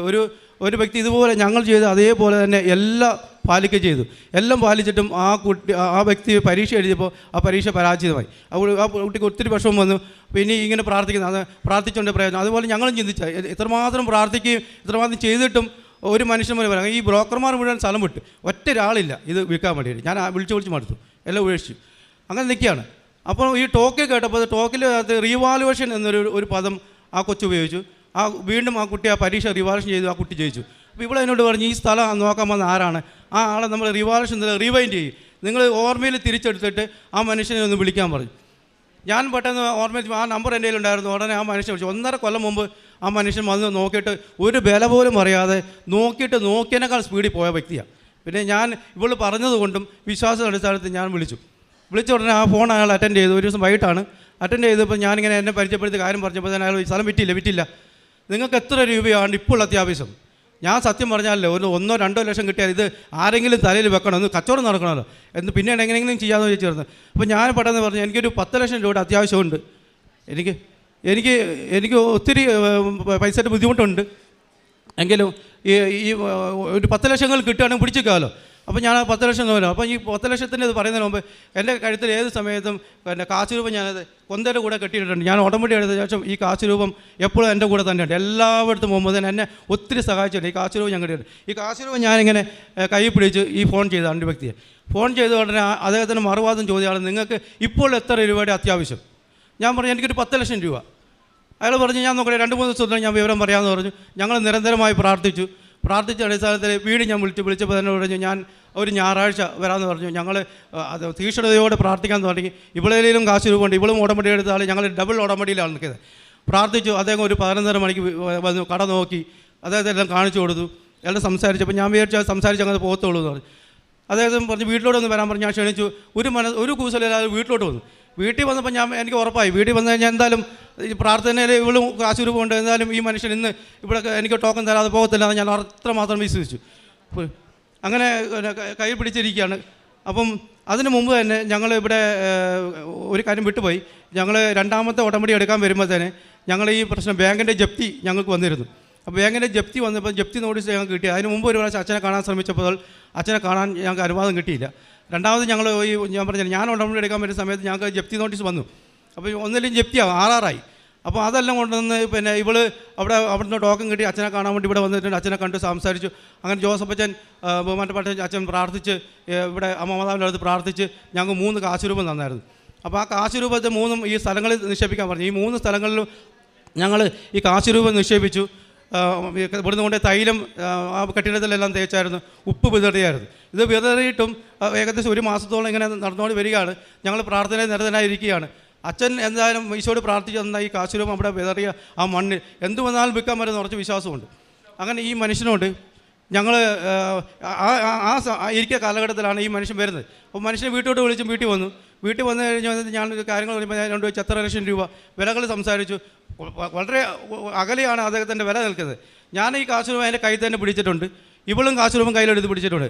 സംസാരിച്ച് വന്ന് ഞങ്ങൾക്ക് ദൈവം പരിശുദ്ധ അമ്മ വഴി ഞങ്ങളുടെ കടബാധ്യത ബാങ്കിൻ്റെ ജപ്തി തീർക്കേണ്ട 1 കോടിയിലധികം രൂപയ്ക്ക് തന്നെ ആ മനുഷ്യൻ ഈ കട എടുക്കാമെന്ന് ഞങ്ങൾ ഏൽക്കുകയും അവിടെ വെച്ച് തന്നെ അന്നേരം തന്നെ അദ്ദേഹം ടോക്കൺ മണി തരികയും ചെയ്തു. നിങ്ങളൊന്ന് മനസ്സിലാക്കണം, ബ്രോക്കർമാർ ആരുമില്ല, പരിശുദ്ധ അമ്മയാണ് ഇതിൻ്റെ മധ്യസ്ഥ. പരിശുദ്ധ അമ്മയുടെ മധ്യസ്ഥയിലാണ് ഇവിടെ വന്ന് ഈ മനുഷ്യൻ ഞങ്ങളുടെ അടുത്ത് വന്നതും ഞങ്ങളുടെ ഈ സ്ഥലവിൽപ്പന നടത്തുകയും ചെയ്തത്. ഞങ്ങൾ പരിശുദ്ധ അമ്മയാണ് ആശ്രയിച്ചത്. പറഞ്ഞല്ലോ, ഒത്തിരി ബ്രോക്കർമാർ വന്നതാണ്, എല്ലാവരും പോയി, ഒരു ബ്രോക്കർമാരും ഇല്ല. അത്ര അവസരമാണ് പരിശുദ്ധ അമ്മ ഞങ്ങളെ സഹായിച്ചു. ഇപ്പോൾ അതിൻ്റെ എഗ്രിമെൻറ്റ് കഴിഞ്ഞ മാസം തന്നെ നടന്നു. അതിൻ്റെ ഏകദേശം എല്ലാ പൈസയും ഞങ്ങൾക്ക് ബാങ്കിൽ അടക്കേണ്ട ബാധ്യതകളെല്ലാം തീർത്തു. ഇനി രജിസ്ട്രേഷനിൽ നിന്നാണ് പരിശുദ്ധ അമ്മ തന്ന ഏറ്റവും ആദ്യത്തെ ഞങ്ങളെ അനുഗ്രഹമാണ് ഞങ്ങളിപ്പോൾ സാക്ഷ്യമായിട്ട് പറഞ്ഞത്. അതുപോലെ 2-3 സാക്ഷ്യങ്ങളോട് ഞങ്ങൾക്കുണ്ട്. അത് ഞാൻ ചുരുക്കി പറയാം. ഇപ്പോൾ ഇത്ര പറഞ്ഞുകൊണ്ട് തന്നെ ഇവിടെ എടുത്ത് വന്ന ഉടമ്പടിയിൽ ഇവിടെ അനുജത്തി സൗദി അറേബ്യയിലാണ് ജോലി ചെയ്യുന്നത്. പെട്ടെന്ന് പോയതേ ഉള്ളൂ. അവിടെ എത്തിക്കുമ്പോൾ സൗദി അറേബ്യയുടെ പ്രോമെട്രിക് എക്സാം ഉണ്ട്. ആ എക്സാം എഴുതിയെങ്കിൽ മാത്രമേ അവിടെ നിലനിൽക്കാൻ പറ്റൂ. അപ്പോൾ ഇവിടുന്ന് ഉടമ്പടി എടുത്ത് പോയതിന് ശേഷം അവളുടെ എക്സാം വന്നു. അവൾ വിളിച്ചു പറഞ്ഞു, ഇങ്ങനെ എക്സാം ഉണ്ട്, ഒന്ന് പ്രാർത്ഥിക്കണമെന്ന് പറഞ്ഞു. അപ്പോൾ ഇവിടെ കൃപാസനത്തിലെ പ്രത്യക്ഷീകരണ പ്രാർത്ഥന അയച്ചു കൊടുക്കുകയും ഇവിടുത്തെ കാര്യങ്ങളൊക്കെ പറയുകയൊക്കെ ചെയ്തിട്ടുണ്ട്. അപ്പം അവൾ എക്സാം എഴുതാൻ പോയി. എക്സാം എഴുതി 2 മണിക്കൂറിൻ്റെ എക്സാമാണ്. അരമണിക്കൂർ എഴുതിയുള്ളൂ. അവർക്കൊന്നും മനസ്സിലായില്ല. ആ എക്സാം അവൾ വിളിച്ചു പറഞ്ഞു ഞാനത് പരാജയപ്പെട്ടപ്പം തിരിച്ചു വരേണ്ടി വരുമെന്ന് പറഞ്ഞ് ആദ്യം വിളിച്ച് പറഞ്ഞപ്പോൾ ഇവൾ പറഞ്ഞു നീ പേടിക്കേണ്ട, നീ പ്രാർത്ഥിക്കുക, നീ നാളെ തിരിച്ചു വരുമ്പോൾ തന്നെ കൃപാസനത്തിൽ വന്ന് സാക്ഷ്യം പറയണം, ഞങ്ങൾ ഇവിടുന്ന് പ്രാർത്ഥിക്കാം എന്ന് പറഞ്ഞൊരു പ്രതീക്ഷണ പ്രാർത്ഥന അയച്ചു കൊടുത്തു. അവളുടെ റിസൾട്ട് വന്നു. അവിടുന്ന് 12 കുട്ടികൾ ആ പരീക്ഷ എഴുതാൻ വേണ്ടി പോയിരുന്നു. 12 പേരിൽ 11 പേരും പരാജയപ്പെട്ടു. ഈ അരമണിക്കൂർ കൊണ്ട് എഴുതിയ ഇവൾ ജയിക്കുകയും ചെയ്തു. അതാണ് ഞങ്ങളുടെ രണ്ടാമത്തെ സാക്ഷ്യം. മൂന്നാമത്തെ ഒരു സാക്ഷ്യം എന്ന് പറഞ്ഞാൽ, ഞാൻ എൻ്റെ ചേച്ചിക്ക് ക്യാൻസർ അസുഖം വന്നായിരുന്നു. അപ്പോൾ ഞാൻ ഇവിടുന്ന് വരുന്നതിൻ്റെ മുമ്പ് തന്നെ അവർക്ക് ചെറിയൊരു ഓപ്പറേഷൻ ഉണ്ടായിരുന്നു. അപ്പോൾ അത് പടർന്ന് പിടിക്കുമെന്നൊരു പേടിയുണ്ടായിരുന്നു. അപ്പോൾ ഞാനിവിടെ വന്നിട്ട് ഉടമ്പടിയിൽ ആ ക്യാൻസർ രോഗം മാറണമെന്ന് എഴുതിയിരുന്നു. അതിൻ്റെ അടിസ്ഥാനത്തിൽ അവർ 2 ടെസ്റ്റ് നടത്തിയാലും ആ 2 ടെസ്റ്റിൽ അവർക്ക് ക്യാൻസർ രോഗം പൂർണ്ണമായിട്ട് മാറി. അവർ ഉടമ്പടി എടുക്കാൻ ഇവിടെ വന്നിട്ട് ഇന്ന് അവർ ഉടമ്പടി എടുത്തിട്ടുണ്ട്. പരിശുദ്ധ അമ്മയ്ക്കും ഈശോയ്ക്കും ഞങ്ങൾ 1000 നന്ദി പറയുകയാണ്. അതുപോലെ ഒരു സാക്ഷ്യമുള്ളത് ഞങ്ങളുടെ മകനെയാണ്. അവന് പഠന വൈകല്യമുണ്ട്. അപ്പോൾ പഠന വൈകല്യം ഉള്ളതുകൊണ്ട് അവൻ +2 കഴിഞ്ഞ ശേഷം അവന് പഠിക്കാൻ എന്തിനു പഠനമെന്ന് ആലോചിക്കുമ്പോൾ ഒന്നും തരപ്പെട്ട് കിട്ടിയില്ല. അപ്പോൾ അവൻ ഏറ്റവും വലിയ ആഗ്രഹം മൊബൈൽ ടെക്നോളജി എഞ്ചിനീയറിംഗ് പഠിക്കാനായിരുന്നു. അപ്പോൾ അതിനാണെങ്കിൽ കിട്ടണമെങ്കിൽ അല്പം പ്രയാസം. ഇവിടെ വെച്ച് ഉടമ്പടിയിൽ ഞങ്ങളിത് പറയുകയും അത് പ്രകാരം അവന് ആ മൊബൈൽ എഞ്ചിനീയറിംഗ് സീറ്റ് കിട്ടുകയും ഇന്ന് ഈ വൈകല്യമുള്ള ഇവനാണ് ഇന്ന് ആ ഇൻസ്റ്റിറ്റ്യൂട്ടിലെ നമ്പർ 1. എല്ലാ കാര്യത്തിലും മിടുക്കനായിട്ട് അവൻ പരിശുദ്ധ അമ്മ അവനെ മുന്നോട്ട് കൊണ്ടുപോവുകയാണ്. ഇത്രയും കാര്യങ്ങളാണ് ഞങ്ങളുടെ സാക്ഷ്യങ്ങളായിട്ട് ഞങ്ങൾ പറഞ്ഞത്. പരിശുദ്ധ അമ്മയ്ക്കും തിരുകുമാരനും 1000 നന്ദി പറഞ്ഞുകൊണ്ട് ഞങ്ങൾ നിർത്തുന്നു.